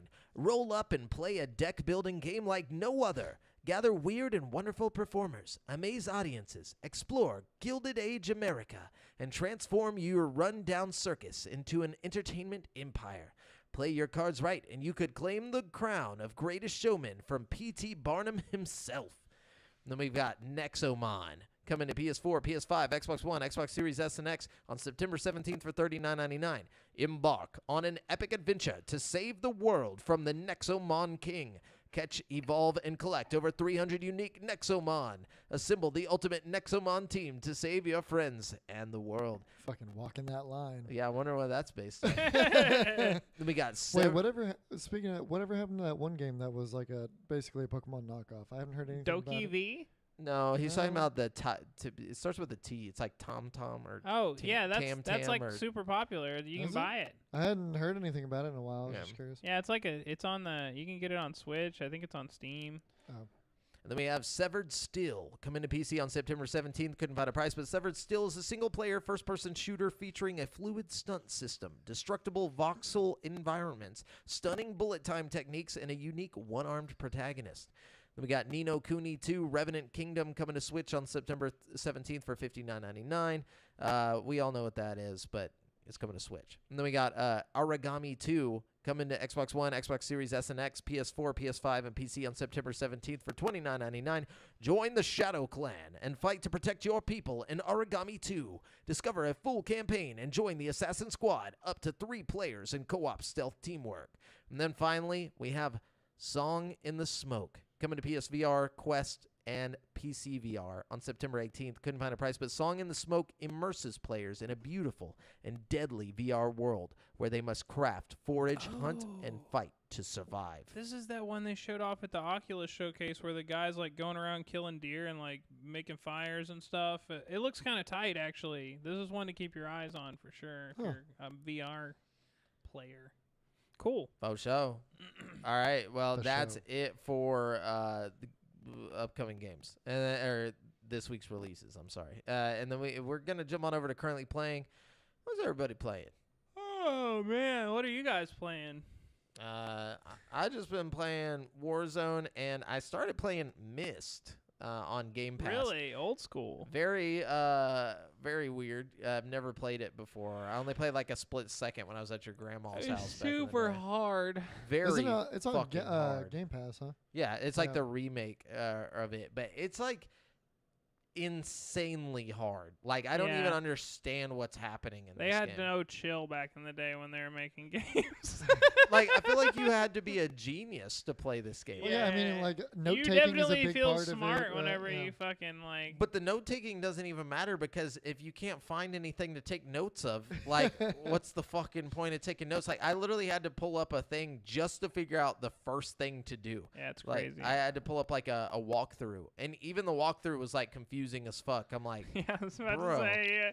Yeah, I was about to say it's one of those games that even with the walkthrough, you like feel accomplished somehow. Like Yeah. it doesn't make any sense. it's insane, dude. But it's great, and to be honest with you, its sequel is a little less like. Intense. I mean, it's still really hard. Like Riven is like a fucking hard game, but it's not like Myst hard. You know what I'm saying? Like Myst was just like.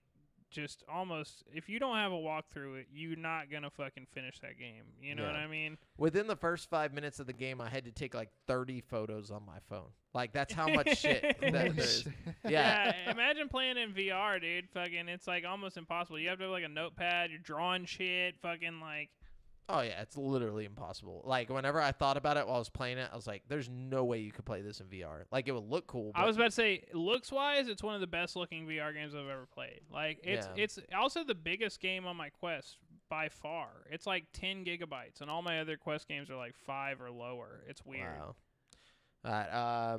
Anyways, what you been playing? One of you guys. Go ahead, Okay. Mr. Brent. So I have honestly basically just been playing Hades like this Wow. entire fucking time. Like I can't stop playing Hades. I downloaded Hades, but I've yet to play it. Bro. But you already beat it though. Okay, so like I beat Hades, right? But Yeah. like the story continues. Okay. Oh, okay. So like you complete the run. So you successfully complete the run. Once you successfully, I won't spoil the story, but there's more to it. After you get out, you have some revelations that make the story progress a little bit. So then you can do the run with like once you beat it the first time, It's like New Game Plus. kind of, yeah, but like not really. It's like still the first game more than that. It's like because the story hasn't stopped. You beat the thing, and then it's like, okay, because of certain reasons, you have to keep coming back and keep going just so you can have these little snippets of conversation.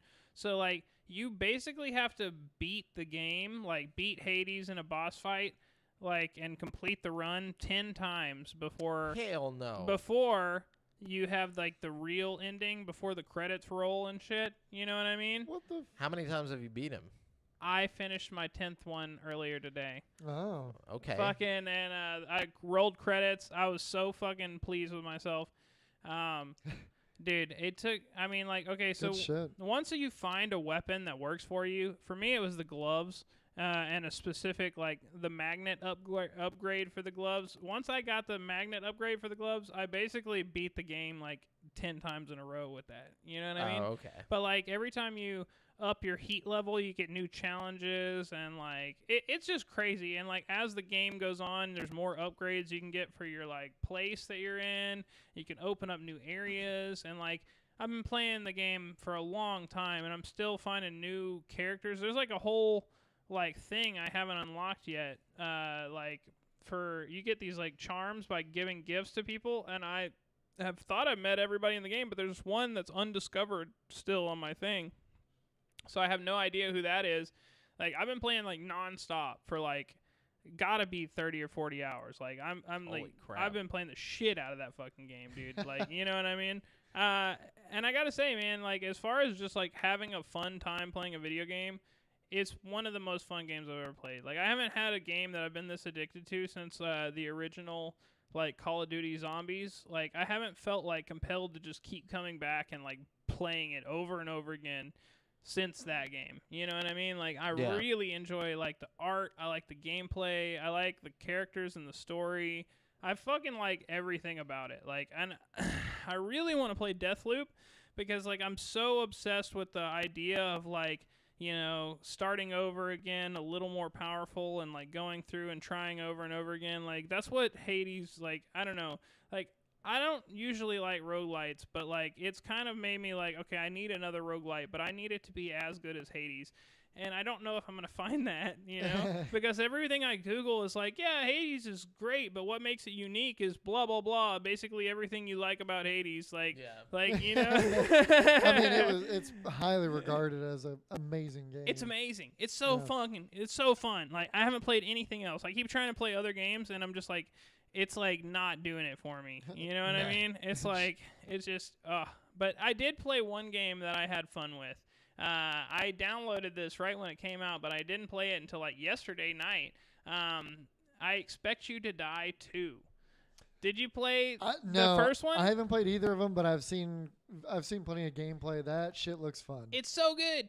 I played it natively on the Quest 2, and I played the demo that they put out a while back on Steam. Whenever they did the Steam Fest or whatever, and they put out lots of demos. Well, they put out a demo for it. Basically, the Quest 2, the native Quest 2 version, looks just as good or better than the PC version. Yeah. So, like, if you only the textures are pretty basic in that game, right? Yeah, but like at the same time, they're really impressive for the Quest. Like when you're holding like a shiny metal thing, like the reflections on it look really good.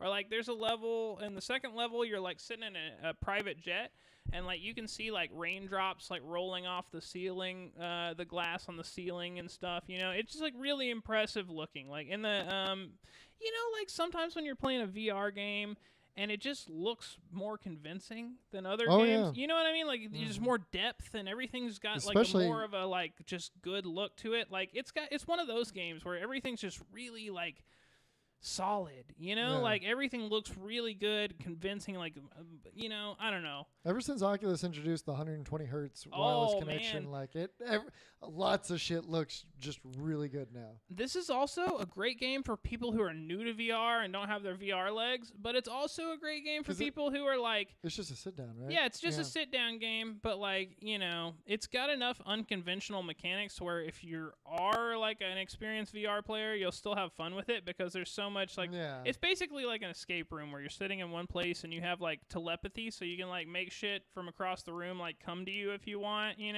So a lot of it is like looking across the room, you see a cabinet, you like pull it open with your mind, and you like pull out like a bomb and pull it to you, and you like, I don't know, do some shit with the bomb. I saw one clip. He's sitting at like a desk or something. He opened one thing, a grenade fell out, and he's like juggling it. And then he opens another thing, and a whole just pile of grenades fall out. Oh, that's funny. Yeah, that I think actually is a real thing from I Expect You to Die 1. Yeah, the first one. Yeah, the first one is just as good. Like, honestly, they're both excellent games, but I feel like the second one is obviously a little better. Prettier. Just because, it's also more creative. Like, some of the situations they put you in the second one are like, there's one part where it's like, for example, you're sitting on a plane and like, you push a button and lasers start shooting at you. So like you end up in this weird position where like the only way you're not getting hit by lasers if you're like this, like sitting with your head to the side. And so you got to like reach around without like moving your head and grab some like a metal like sheet pan and like hold it up to the lasers and like bounce the lasers back at themselves and like break the laser so you don't That's pretty cool. It's really like creative, and they do lots of little creative things like that. It's really fun. I don't know. So I played like the first couple levels of that. I still have a good bit to play through, and I'm enjoying it so far.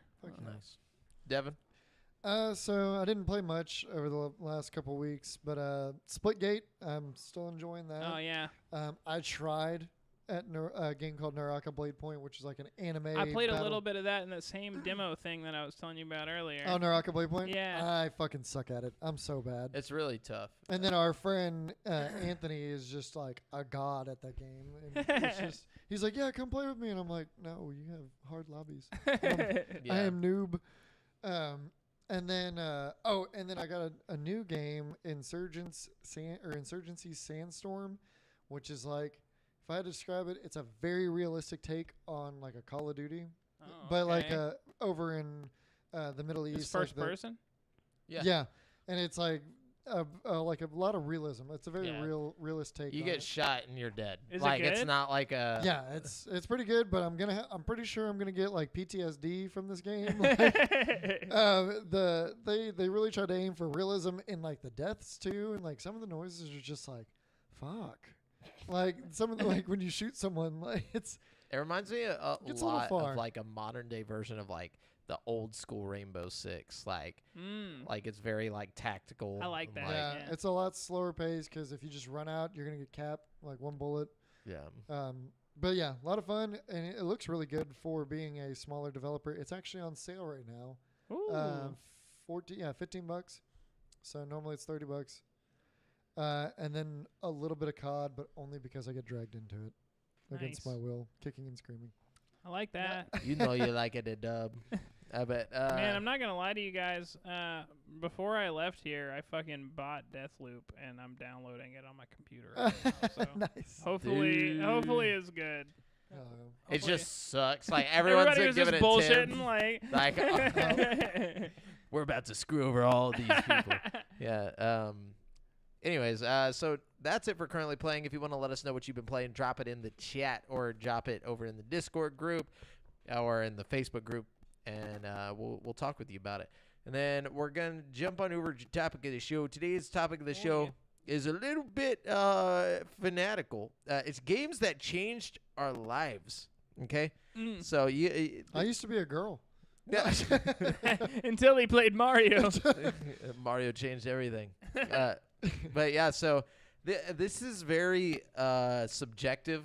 You know, it's like Extremely opinionated. yeah, it's going to be like, and it doesn't necessarily mean these are our favorite games, but that they had such an impact on us that something affected us in a way. You know what I'm Yeah. saying? But anyway, so let's get it going. Who wants to go first? I can go first if you want. Most of mine seem to, like, I didn't do this intentionally, but like when I went back and looked at my list, they all seem to have changed the way I view gaming Okay. in some way. Okay. You know, but like I feel like gaming is such a huge integral part of my life. Like, and That I means say it that changed you your know, life, yeah. Yeah, exactly. So, you know, in that respect. But also, you know, most of these games did, you know, change the way I view Did y'all media. gather in like some way. 5? How many? I got Five. 5, yeah.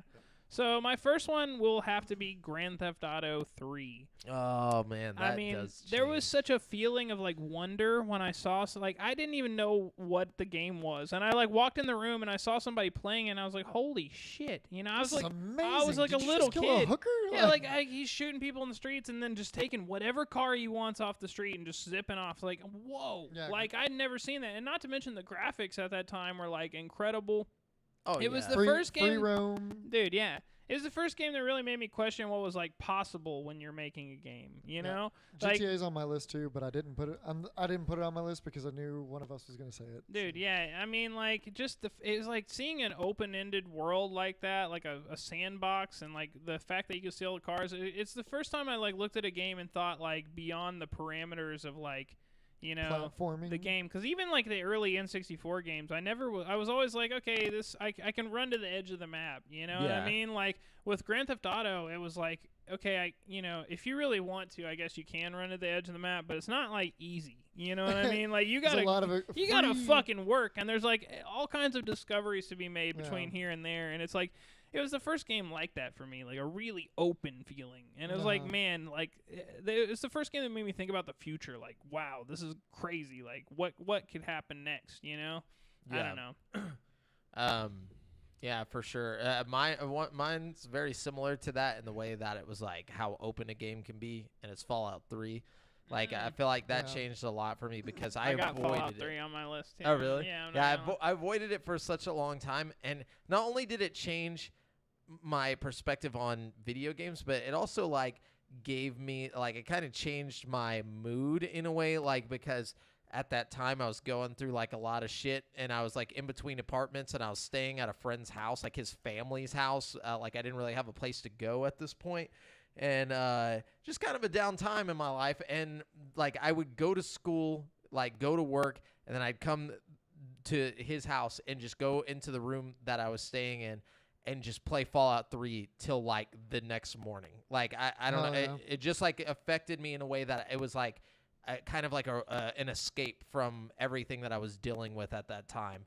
And I didn't have to go and like, talk to someone or something. I could just go to this game and just escape for a while. And then I would feel better by the next morning. Even though I didn't sleep, I'd just be like, all right, whatever. I'm just going to go to school, go to work. Then I get to go back home and play more Fallout 3 and like, just like kind of roam around, like it was cool, like getting my own like place to stay in, whatchamacallit, Megaton. Megaton Yeah. Tower or Yeah. Tenpenny. No, a Megaton. Just like because I didn't have a place to be at that time, it felt cool to like. Oh yeah, I was like, it felt good.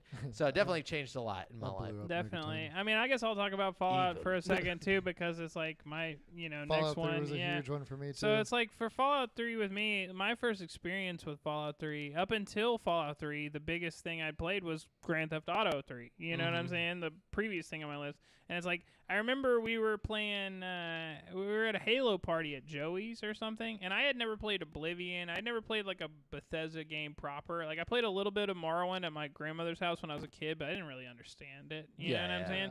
But like, I remember like we all sat down after a long night of like Halo party, and this was like really late, and it was all the boys hanging out in the living room, and like we all sat down and we're like, let's make a Fallout character together. And I didn't know much about Fallout other than it was supposed to be a cool game, and we all tried to make Jay Leno, and we sat there and we made this character with a big chin and like hair. He looked just like Jay Leno, and we named him Jay Leno. And, like, we sent him out into the world, and we did the opening part of Fallout where you're a baby, and I was like, okay, this is cool, whatever. And then, like, we walked outside of the vault for the first time. I remember thinking, and, like, you see everything, and I'm like, wow, you can just go anywhere. And, like, we didn't even go to Megaton. We were like, all right, let's just go off in a random direction. And, like, somebody was like, just walk that way.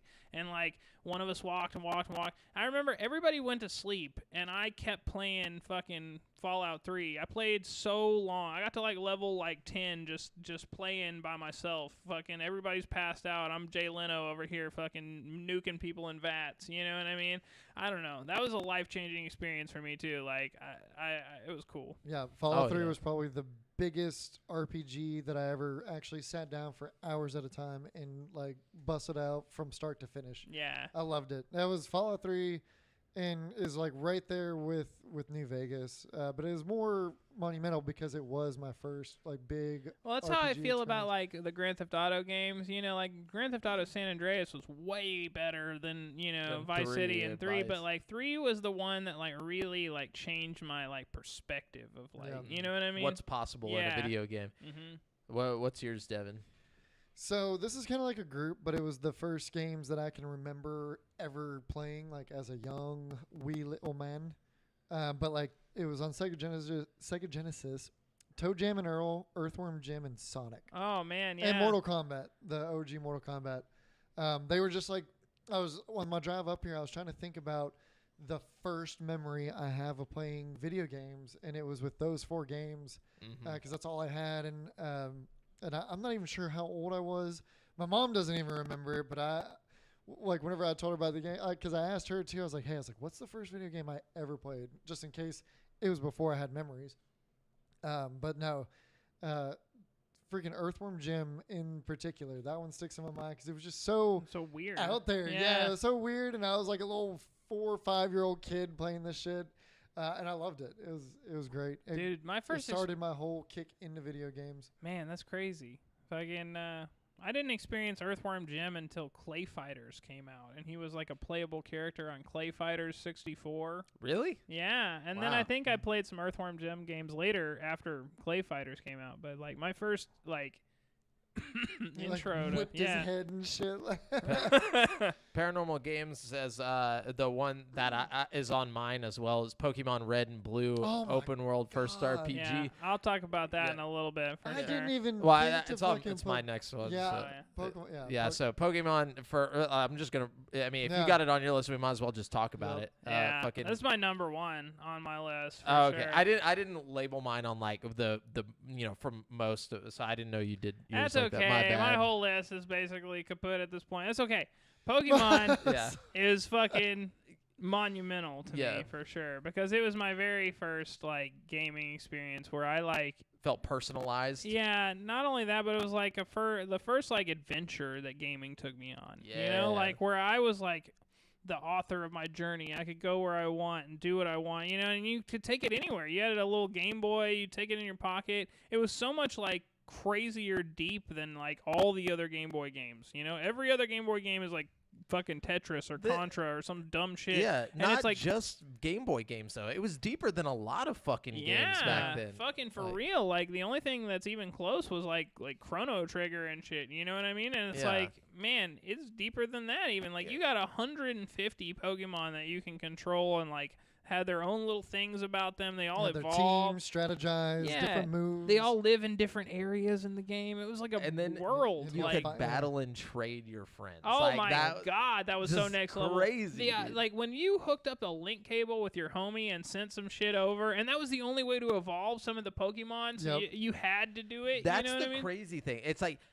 there's only like you could only get certain Pokemon in certain versions, so Golem it's like was you one. had to trade with Dude, people. yeah, and you know if you like played against somebody who had like a Machamp or whatever the fuck you had to trade for, you know, it was like, oh man, he did some work for that. You know what I Yeah, mean? yeah. Like, Yeah, me So and my crazy. stepbrothers grew up playing all the Pokemon, and we would trade amongst each other and Oh, shit. Like man. it was good fucking times. man, same here. I definitely think Pokemon was a life-changing I experience remember- for most people in our generation. Like, Yeah. like, Dude, yeah.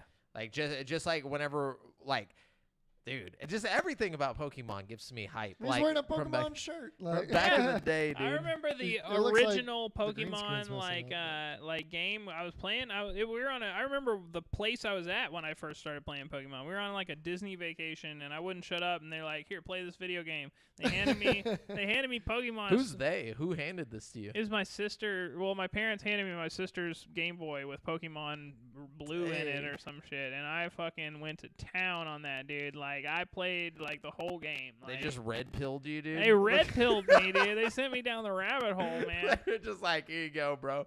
Like, took that first hit of that Pokemon acid, dude. Just woke up. No, of the older ones, which one was y'all's favorite? The- golden. Silver was. People say silver's the best, but I liked gold. Silver was my favorite. Blue was my favorite, without question. I like the glitch where you could get the rare candy and missing no and stuff, and I Oh, like the original graphics. Like I really like the old school vibe with The the fat chibi- Pikachu. like chubby. and- yeah, I don't know. That all just really, Yeah, the- really. Loaf. Something about that art style is so nostalgic. Oh my Yeah. god, the Where it all nostalgia. began. Like where it all began, Drive By Joe. Dude, for real. It is. Yeah, that's like to say that game is life changing. It's like I wouldn't hardly play video games if it wasn't for that shit. You know what I mean? Like it instilled something in me at a very, very young age. Like, Yeah. I wanted to be the best there ever was. Yeah. No, just all right, so it's Brent now, right? yeah, but I've already done 2 of mine inadvertently because of things. So maybe we should skip me and then come back to me. Then Okay. Devin, Well, this one affected me. he just gets in- your next one. No. I also tried to be kind of unique because I knew we were going to talk about those big ones that we all have in common. So I tried to venture out Tenchu. Tenchu, So- yeah, Wow. yeah.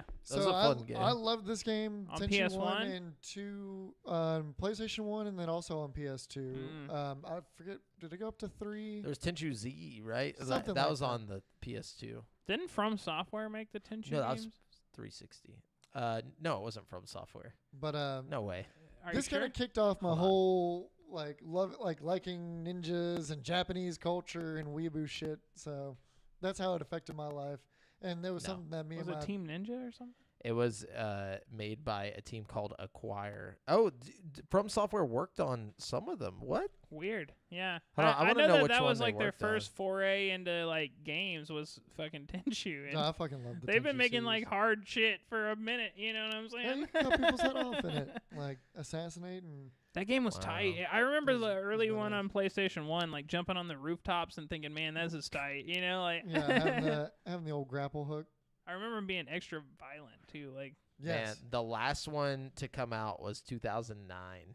That's crazy. The first one came out in Wow. 1998, though. wow, I didn't know that either. That's crazy. yeah, it's an old. I played the one series. somewhere in the middle there. The second one, had like a lot of like demons and stuff in it. I Mm. think. Yeah, that Yep. would be a cool thing to bring back, especially now with all the fucking, hard games being super popular. Like, The person who or the creator of it, like wants to do a reboot or a remake. Poison Rice. Poison again. rice, yes. Oh, fuck yes. Yeah, you could leave like little poison rice cakes on the floor or on the ground where like some guy was walking and be like, oh, Pick it up, eat That's it. what I do die. when I see food on the floor. I always just pick it up and That's eat it. his own damn fault. It was hard times for these Whoa, Shogun. is that a McNugget on my floor? This is He like looks around like. But yeah, that one affected my life in ways outside of video gaming, in regards to like my love for Japanese culture, and then also it was something that me and my dad connected on a good bit back Oh in the day. man, Nice. I should have put Persona 5 on here because that honestly affected my love for Japanese culture. Like after I played through that, I was like really into like just the customs and shit from Japan for a while. I you know? became a weeb instantly. I love like Overnight. Tenchu wasn't very historically accurate. But, It's okay. Still interesting. Jamal.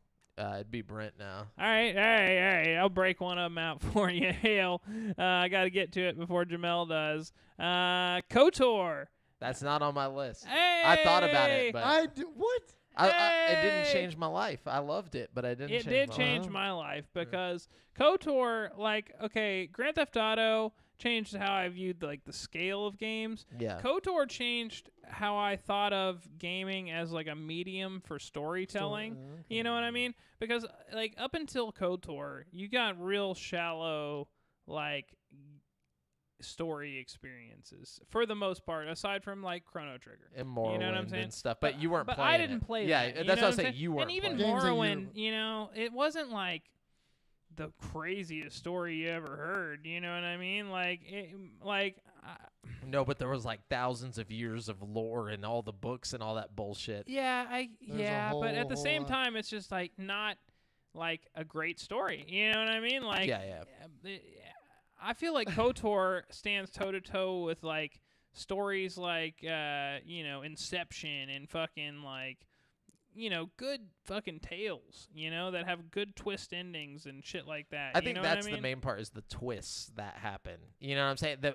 The major twist. That, and it's like also it's comparable to, or it's comparable to the movies. Like it had a better story than the I was first about to three say, movies. I was about to say not just the twist, because like the story beats and stuff are Yeah. more interesting than like several of the movies for sure. I don't know. The sequel trilogy was pretty good though. Yeah, dude. All of that was really good. Look, No- you're talking to a guy who like didn't completely. I haven't seen the third one actually, so I don't. waste don't your, waste your don't time. your Okay. I mean, it's like visual. There's some parts that are visually appealing. I but- mean, I'll probably waste my time at some point. I'm not Yeah. gonna lie to you. I have to watch it just because I have Brent will to. be the you one know what I man mean? who loved it. Like I liked it. I liked the last one. I didn't like the seventh one though. I thought the sixth one had potential. I like the seventh. I mean, the one, seventh one had despite potential. everybody else hating it. I lied. including Luke. No. the The seventh first- one is the first one of the third trilogy, right? Oh, no, yeah, I like the eighth one. The I know eighth that's one the is the one one I you hated. intend to not like. Yeah. Yeah. Seventh one was too much like. It was just too cut Nostal- and paste. Yeah, well, and it like was another like- Death Star. Really, I don't know. Yeah.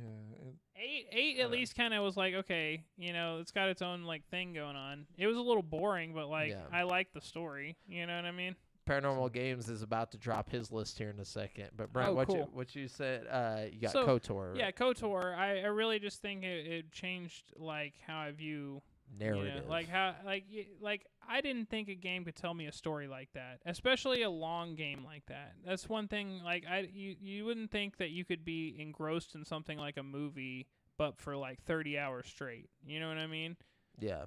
Aside from like a TV show, I guess. But back then, it was life changing. You know. Gotcha. Oh, All right, my next one is I'm gonna go with Halo, just because Halo changed the way that I gamed. Like it went from like, all right, I just game with like a couple of buddies that I know, Brent, my little brother, and some, like every now and then another friend would come over and we'd play some games together.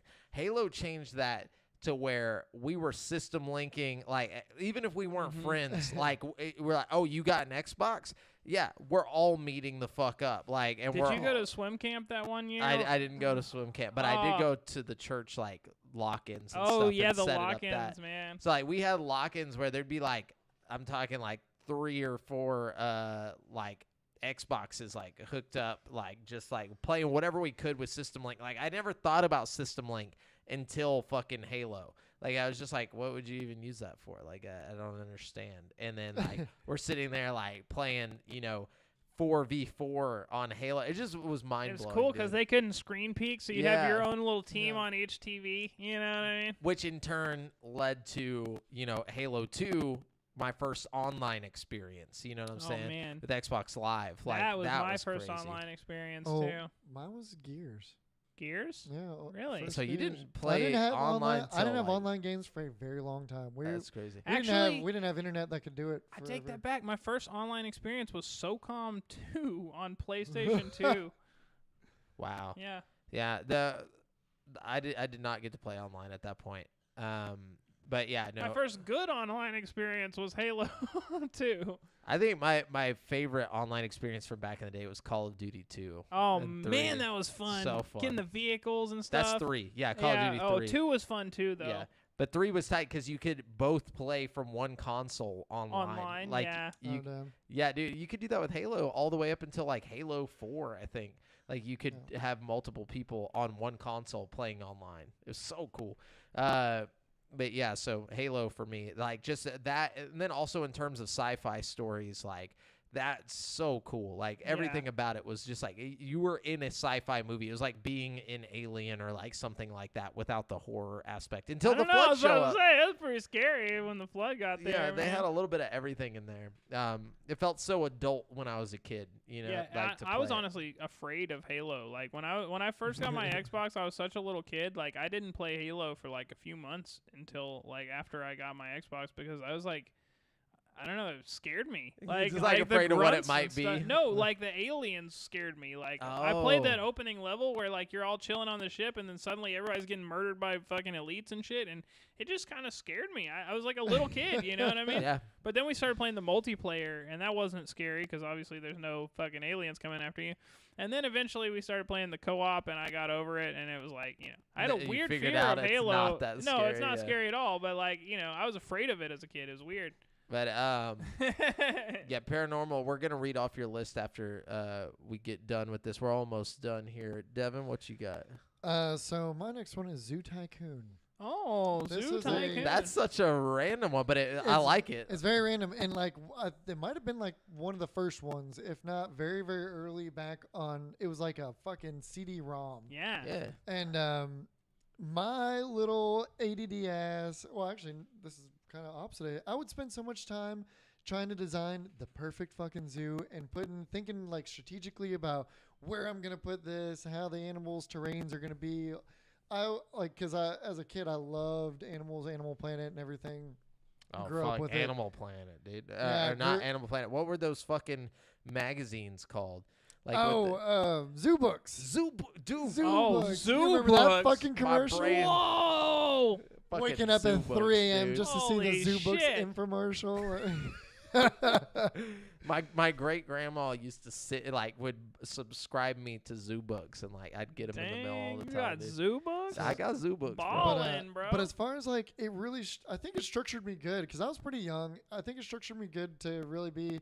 I like design and setting up shit and organizing stuff in that regard. And Being strategic. I was like, strategic. The strategy of it, and I made a zoo that was so good. The money counter like just 99999 all the way up. Dang. Yeah, and there was my zoo was at max capacity to where I kept having to add on, like expand it. I would have just cheated. I would have been on Cheat CC in like 5 seconds. I Like, also had a maze.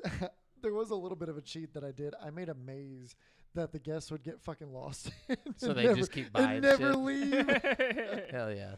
But yeah, that was a big one for me. It was also in my early days of gaming.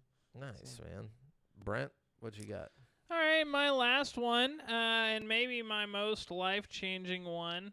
I went over to my friend's house a while back, and he put a Vive on me and let me play the game Accounting. And this was my very first VR experience. And it fucking just completely changed everything for me. Like, from the instant he put that fucking thing on my head, I was obsessed with VR, and I am to this day. Fucking, it was amazing. I played through Accounting, which now is Accounting Plus, and has like an hour more content than it originally did. But I played through this little wacky experience made by the dude who did Rick and Morty, fucking Justin Roiland.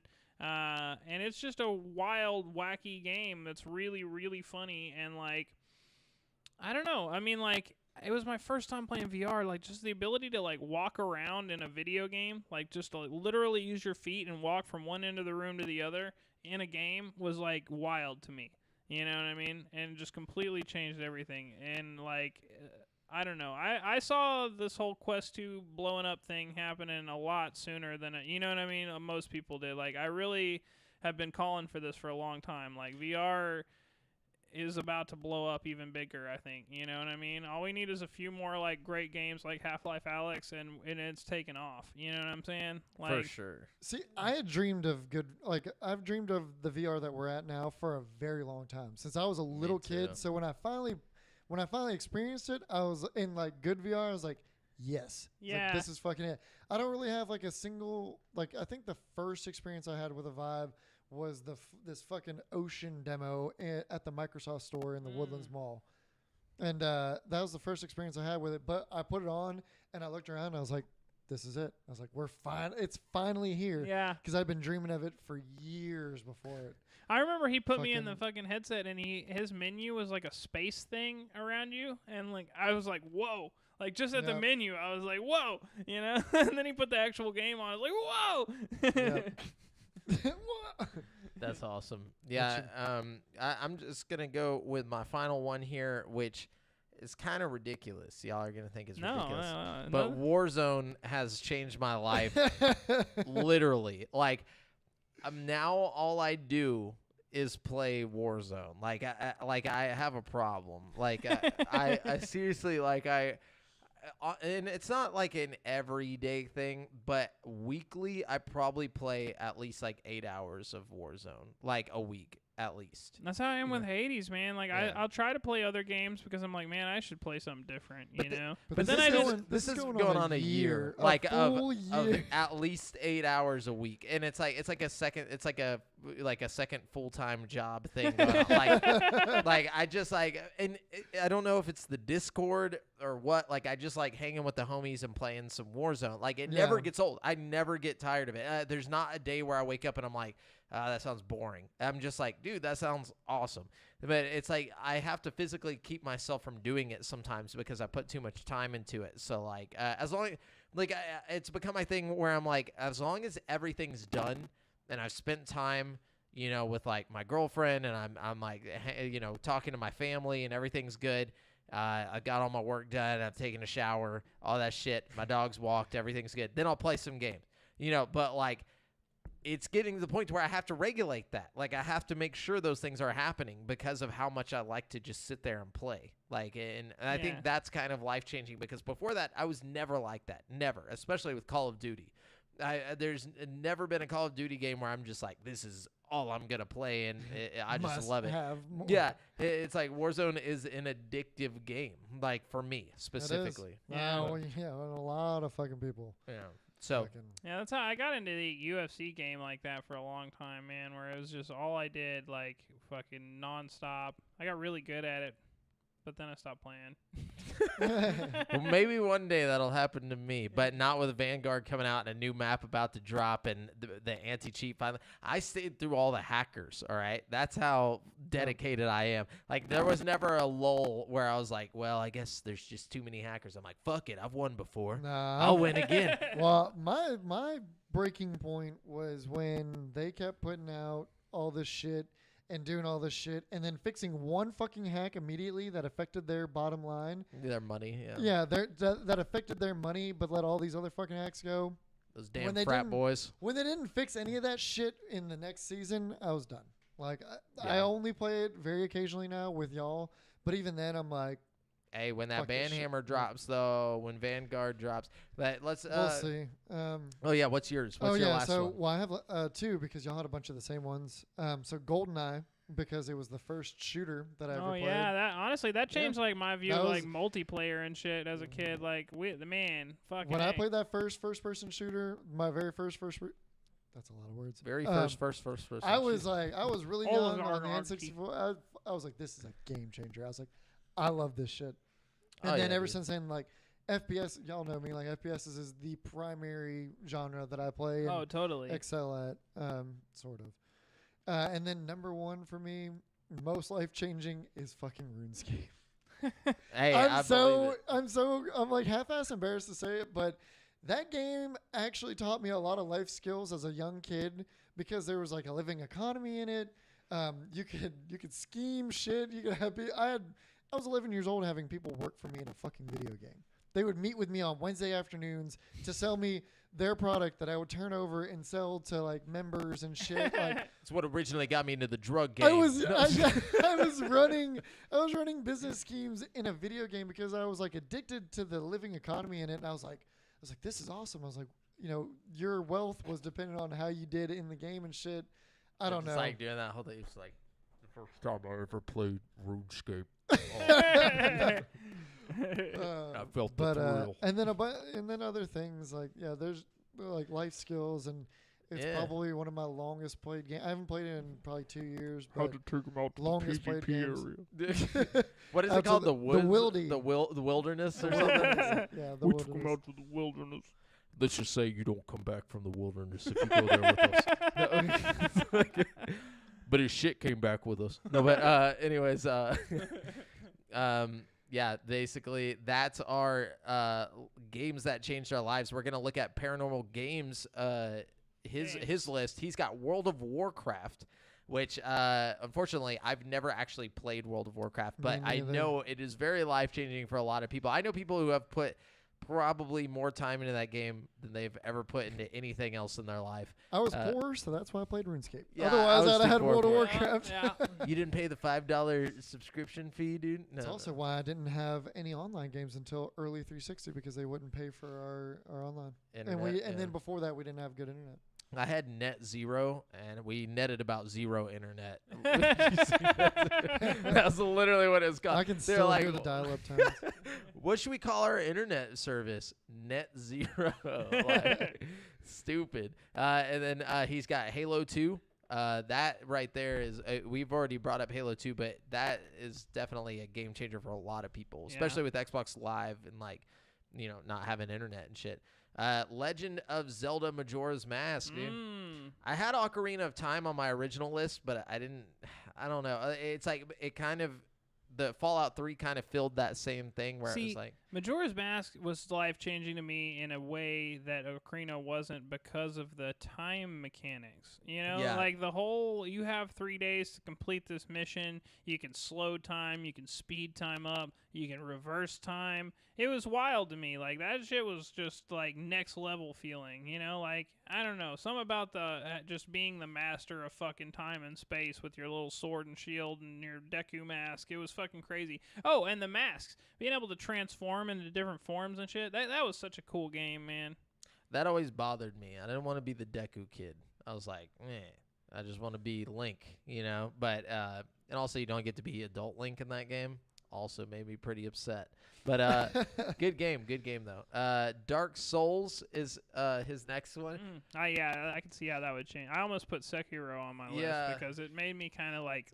I don't think I would have liked Hades as much if I hadn't had put myself through Sekiro. It made you get good, dude. And not necessarily made me get good, but it made me like have a love for like For getting good. like for the masochistic fucking gaming. Yeah. You know what I mean? Like. For sure. Dark Souls changed my life in that it made me never want to play a Souls game again. Dude, I love Dark Souls. I'm so ready for Elden Ring, dude. When Elden Ring drops, oh yeah, that's me falling into it. That's me. Yeah, but and then Pokemon Red is his final form. Yeah, I think Pokemon really influenced a lot of us as young gamers. You know what I mean? Born and raised trainers, dude. That was us. But yeah, so thank you, Paranormal, for dropping your list. And anybody else who wants us to talk about their games that changed their life, drop it in the chat, drop it in the Facebook group, or on the Discord channel. But we're gonna jump on over to the People's Champ. I don't even know. Did we ask for questions today? We did. We Okay, did. sweet. Let me find the Some champ of us real keep quick. up with it. No, shit. Some of us, pay attention to this show. No, but Hold on. I will get the champ as soon as my Wi-Fi connects. Okay. The Wi-Fi. Okay, so we got two. We got two possible. Oh, and a follow-up question too. Oh, okay. We got Aaron Jones and Stephen Blaine. Hold on. I don't. They don't need to know that yet. No, I'm just kidding. Okay, I'm gonna give it to Aaron Jones this time. Jonesy 'cause he always. just comes with the heat. He brings that heat, and he comes with it. Okay. So Aaron says, should I buy Deathloop for PS5? Yes. It's been getting praised across the review board, and even though it's coming to Game Pass in the next year, I want to play it Wait, while it it's is? fresh and spoiler-free. Hold up. I didn't know that. I don't It's know, coming Devin. to- Can you look Oh, this okay. up Can we for us real confirm quick? this? Because Yeah. if that's the case, what? Yeah, I'm with you, Aaron. I am one of those people that just can't wait for a good thing. You know what I'm saying? So I already got it. So you know where I stand on that. And honestly, I've heard that PS5 is the way to play it. I've heard that like on PC it's having some issues, despite the fact that I bought it on PC. I Yeah. think it's playing really good on PS5. All the reviews that I've seen that are like 10 out of 10 are like reviewed on a PS5. You know what I mean? So There's also like, no sense in waiting for a year because we don't know what variant's going to be out within a Yeah. year. Like all this shit's happening. Like let's just play it now. You know, yeah, you year's might not be, promised. We might, you know? we might not be here a year from now. Yeah. fucking- Well, how are we gonna hop on GameSpeak and tell you? You never know. You know, Yeah. it might just be this. When China my takes Powerade over, you're only bottle gonna here. get an hour a day to play fucking Deathloop. So Yeah. fucking. Damn. So I looked it up, and yes, a year from now. Okay, so That's you get. cool. a I year did from not know now. that though. That's cool. That's really cool, actually. So good news for all you Xboxians out there. You're gonna get a great game, allegedly. I don't know that it's actually great, but it seems pretty great. Oh, I thought you meant allegedly coming to Game Pass. I was like, sir, it's now coming to Game Pass. Yeah, so that's cool. I would get it now still, just because you got a PS5. You know, it's probably the only good thing that's coming out for a minute. You know what I Yeah. mean? So I would go ahead and get it. Fuck it. You know, if you got that kind of disposable income, fuck it. Dispose of it. Dispose of it. Let's see. He Now, says- listener questions. Yeah, listener questions. Another one from Aaron here. He says, follow-up question. Should timed exclusives be gotten rid of and just become exclusive to one console? I feel like it's kind of an annoying practice. Look at Final Fantasy VII Remake. We still have yet to see it hit other consoles. Yeah, you know, I'm with you on the timed exclusive things. Also, I've noticed that a lot of timed exclusives, like they'll say timed exclusive, but then you never end up getting the exclusive part. You know what I mean? Especially when it comes to virtual reality. Like, for instance, Resident Evil 7 was a timed exclusive for virtual reality, but then we never got a PC virtual reality version. Was it a timed exclusive? Whenever they put it out, they were like, "This is the virtual reality aspect is exclusive to PlayStation for the next year or so." But then they never ended up doing anything. Those bastards. And I then did not know that. fucking same with the flight game, the Flight Simulator? Ace Combat Oh. 7. They never ended up putting a virtual reality component for PC on that. I'm sure this doesn't only apply to virtual reality. It just seems to be the most common instance of it. I don't You know have what a I mean? problem with timed exclusives if that's all they can afford, if that's their goal there is to be like, haha, we got it over here for a little bit of time. Because, I mean, it does its job. By the time it comes out on Game Pass, everyone's going to already have played it. You know, so Yeah. it's like they're basically getting what they wanted. And also it kind of gives room for whenever it comes out in a year that they might put out some special version of it on the Drum Xbox. up, drum up Mhm. sales all Yeah. across the board. Like, yeah, like they Like might Gold throw in Edition or something. yeah, or- all the DLC, or maybe they'll throw in like a new like character or something cool will happen, which I don't mind that. But like, it's Also- got to have a set date like this. Like they're saying it's exclusive for a year. Like, you know what I'm saying? And then it's coming to Game Pass. Like they need to be more open about that. Like, it's coming to PlayStation for 6 months, then to all platforms. You know, like things yeah, like that. it would be nice to know with KOTOR how they're gonna do that. You know what I mean?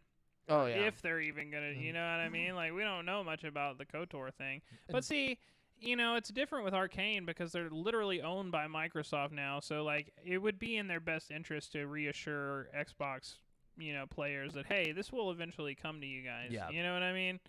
for sure. Whereas there might not be as much incentive to do that with other companies. You know what I mean? For sure. Drive by Joe said it's way worse when it's an online game and you have a system catching up to another system. Oh, Like wait. Black oh. Desert. Dude's a year to get strong. Then they threw us PS players against like them to get him. okay. Okay. Mhm. Yeah, So that like makes a bunch sense. of a bunch of vets, and then you have a bunch of noobs come in and just get wiped. Yeah, that's especially with like MMO stuff. But I don't know. Arc. Yeah, Ark. Wait, tried to play is Ark. Ark even the same thing though on console as it is on like online? Isn't it like different?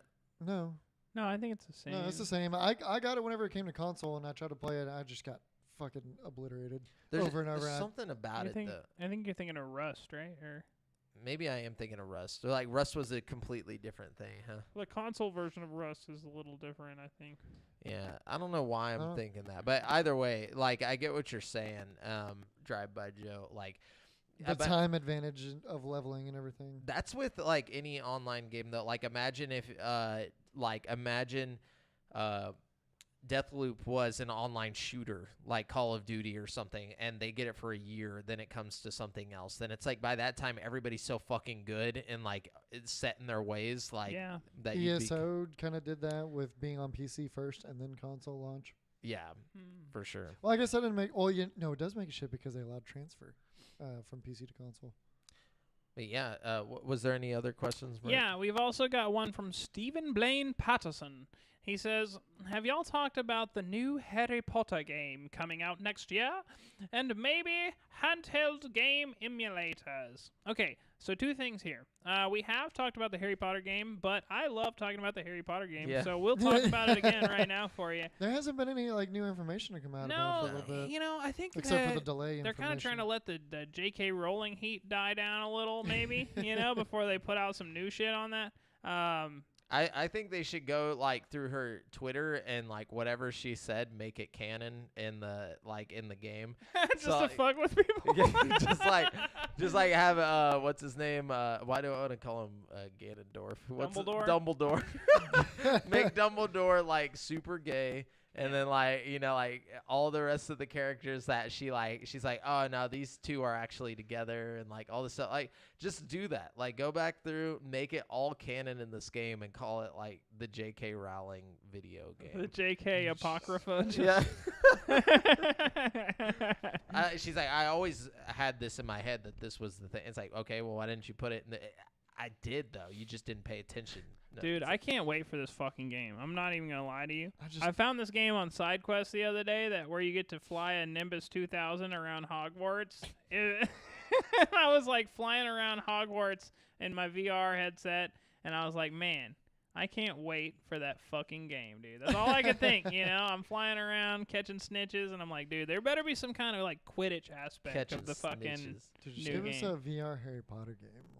That'd be tight. Dude, I'm telling you, you Just- gotta get that I'm thing on surprised that hasn't SideQuest. It's pretty good, dude. Is it? Yeah, you can walk around Hogwarts and like you got a little wand, and you can do like if you have it in your left hand, you can do the Lumos, and if you have it on your right hand, you can do Accio, and you can pull shit to you and stuff. It's They pretty should cool. remake the PS1 Harry Potter game in VR, Oh but my in God, first person, no. That would be No. tight, with dude. Hagrid looking the same. I would Like, play that. Upres all the flat graphics face. except for Hagrid. Except Hagrid, yes. Fuck yeah, Just dude. have, like better textures on everything, but Now we're Hagrid. fucking talking, dude. And then I haven't messed with any handheld game emulators in a So- hot minute. Okay, But I am excited for the new Harry Potter game, especially since it's like going to be the first like open world RPG, Harry Potter. in the Harry Potter universe. I'm super fucking stoked, and I hope they do. I'm it trying to right. go to the big tree and smack it around a bit, like get back at it for all the trouble it's caused my boys. Like I'm trying to do everything in that game, dude. Hell It's yeah. not too high fantasy for you. No, there's a difference between high fantasy and British people. All right, And like British that's this isn't high fantasy. Like it is fantasy, but I wouldn't call it high fantasy. High fantasy is like medieval stuff. Like this isn't medieval. You know what I'm talking about? Yeah. And Steven, I would skip the handheld game emulators and go straight to the fucking Steam Deck, dude. Just look up Steam Decks, get you a Steam Deck, bro. Telling you. You think so? Yeah, fuck a handheld emulator, dog. Fucking, maybe he's talking about price. You know what I'm talking about? Like maybe and he's maybe let's play trying- the OGs and stuff. you like could play you the could play it OGs on on the Steam. Steam Deck. but- Nintendo and everything. Yeah, fuck yeah, bro. It's It's a a computer. PC. Oh, yeah. Like it's a handheld PC. But I mean, bro. if you're gonna get those emulators, you don't really need a Steam Deck for that. You could get on your phone. You can get those emulators on your phone. Yeah, if you got an Android. yeah. Yeah, so maybe get Yeah, a better, some of us get are a in better the phone. future. Look, it's gonna be way cheaper to Devin. get a Yeah. Steam Deck than to get a fucking brand new Android phone. Okay, I'm just saying. Well, maybe he's got one. Though I do like have you ever seen like those people on eBay that will like modify like old Game Boys and stuff into like cool emulators and shit? Yeah, Like I have seen that. that stuff is awesome. That's pretty neat. Pretty cool. Pretty cool. Anyways, that's it for listener questions. Thank you so much for writing in, guys. It is good to be back, but we're gonna round out the show, round it up. Oligopolies. We're gonna alogalopoly the show Oligopolize. with Brent's. Super crazy question or no trivia thing. Yeah. Whatever it is, I didn't have it pulled up. That's all right. All right, so we got trivia here, guys. Are you ready? You ready for some trivia? When are we I was not? born ready. Okay, this time in trivia, you only get one time to answer, so make it count. But you get a hint. So ask me for your hint if you think you need it. Okay. Okay. Okay. All right. What does batologize mean? Okay. All right. Batologize. Could you spell that? Yes. BATTOLOGIZE. Batologize. Batologize. Hey, could you use this in a? No, I'm just kidding. You literally just tell us what it means. Do you want the hint? Do you want the hint over No, here? no. Batologize is to. It's to. Do you want the hint? It's like a You study only get battles. one. A study. What's the Hint? hint? What's You want the hint? All right, Yeah. the hint is it has Oh. nothing to do with apologizing for a battle. Sorry, I No, I copied. didn't say apologize. No, I'm just saying that's what the hint says. I don't know. I copy and pasted the hint from Okay. online. I'm Nothing sorry. to do- That's what Okay. it says. I think That was gonna be my guess. no. I think it's like Atonements after a logging battle. like what happened during a battle or something. No, Okay. it's totally different. Are you guys ready for the answer here? Oh, wait, hold on. Devin didn't even go. Oh wait, Yeah, did he no, go? He didn't. apologized. He didn't. I He know. said what he was gonna no, say. that's what I thought. I was gonna guess that. What is and it? now I've What got is to it, come Devin? up with another guess. 'Cause You're never gonna guess this. It's insane. It's a process. It's It's got to be a insane. process. It's a process of doing something. Yeah. What was the spelling again? The Wumbo. first All right, I'm gonna give you one more hint. BOTT. What? It's something you like- do that might annoy somebody. Yeah, I don't fucking know. Okay. Apologize. To batologize means to repeat something way too many times to the point where you're annoying someone. Never would. Never would have guessed that. Yeah. Yeah. Nope. Well, now you know. Couldn't even use context. Oh It- yeah, that's what I was trying so hard to do. like trying to break the word down, and it is a completely just No, opposite. yeah, none of Is there it. another one? Yeah. Okay. I'll think All about it. right. So Watch this one be worse than the first. no, this one's much easier than the first one, and you get. Don't this take is, that away from This us. is a multiple choice question. Okay, so you get Okay. 3 choices. Okay. All right. How many Earths could fit inside the sun? Is it A? I've read this statistic Yeah. before, but I don't remember the exact number. Okay, Earth's pretty big. Uh huh. Okay, sun's pretty big. Yeah, Gotta but think about how the size. Okay. it's like the size. It's like the size of a golf. The Hold Earth on. is the size of a golf ball compared to the sun. Oh, okay. So how many golf balls would fit in the Earth? No, I'm just kidding. But, just no, so- okay. Okay, give is us it, the question. is it A, 3 Earths would fit in the sun, B, 1,300 Earths would fit in the sun, or C, 1.3 million Earths would fit in the sun? It's C. 1.3 million. Yeah, Yeah. you're right. You're welcome for that. Well, stat. now you Yeah, got the no, golf but I see- ball. Yeah, you got the I- golf ball No, no, image no. in your head over I here. literally just watched a YouTube video that had this exact thing in it, so I already knew it was in the millions. I just Next didn't. time- He's like, I already knew exactly. I knew it was in amount the of golf millions. I balls." just didn't know what the exact number of millions was. So Well, next time, just like with the mosquito bites that I get, you should have let us guess yeah. before. Wait, I have no idea what. Oh, I was just sorry like, about yeah. You were gone. Me and Brent. You remember the question about how many mosquitoes? All Oh over? yeah, that was incredible. Yeah. Truly a feat of knowledge. I don't know. knowledge. Yeah. Do I remember that number now? I watch No. a lot of random YouTube videos on random science shit. So like that's why I'm a I sucker swear for my clickbait. girlfriend and me just watched a video like last week about the sun, about how big the sun was. But anyways, remember, guys, you've been listening to GameSpeak Podcast, courtesy of GameSpeakPodcast.com. The show posts for free every Wednesday on all podcast platforms, but you can watch it live before anyone else on twitch.tv/GameSpeakPodcast, on youtube.com/CreateForSanity, and Facebook.com/group/GameSpeakPodcast every Monday evening at 7:50 p.m. CST.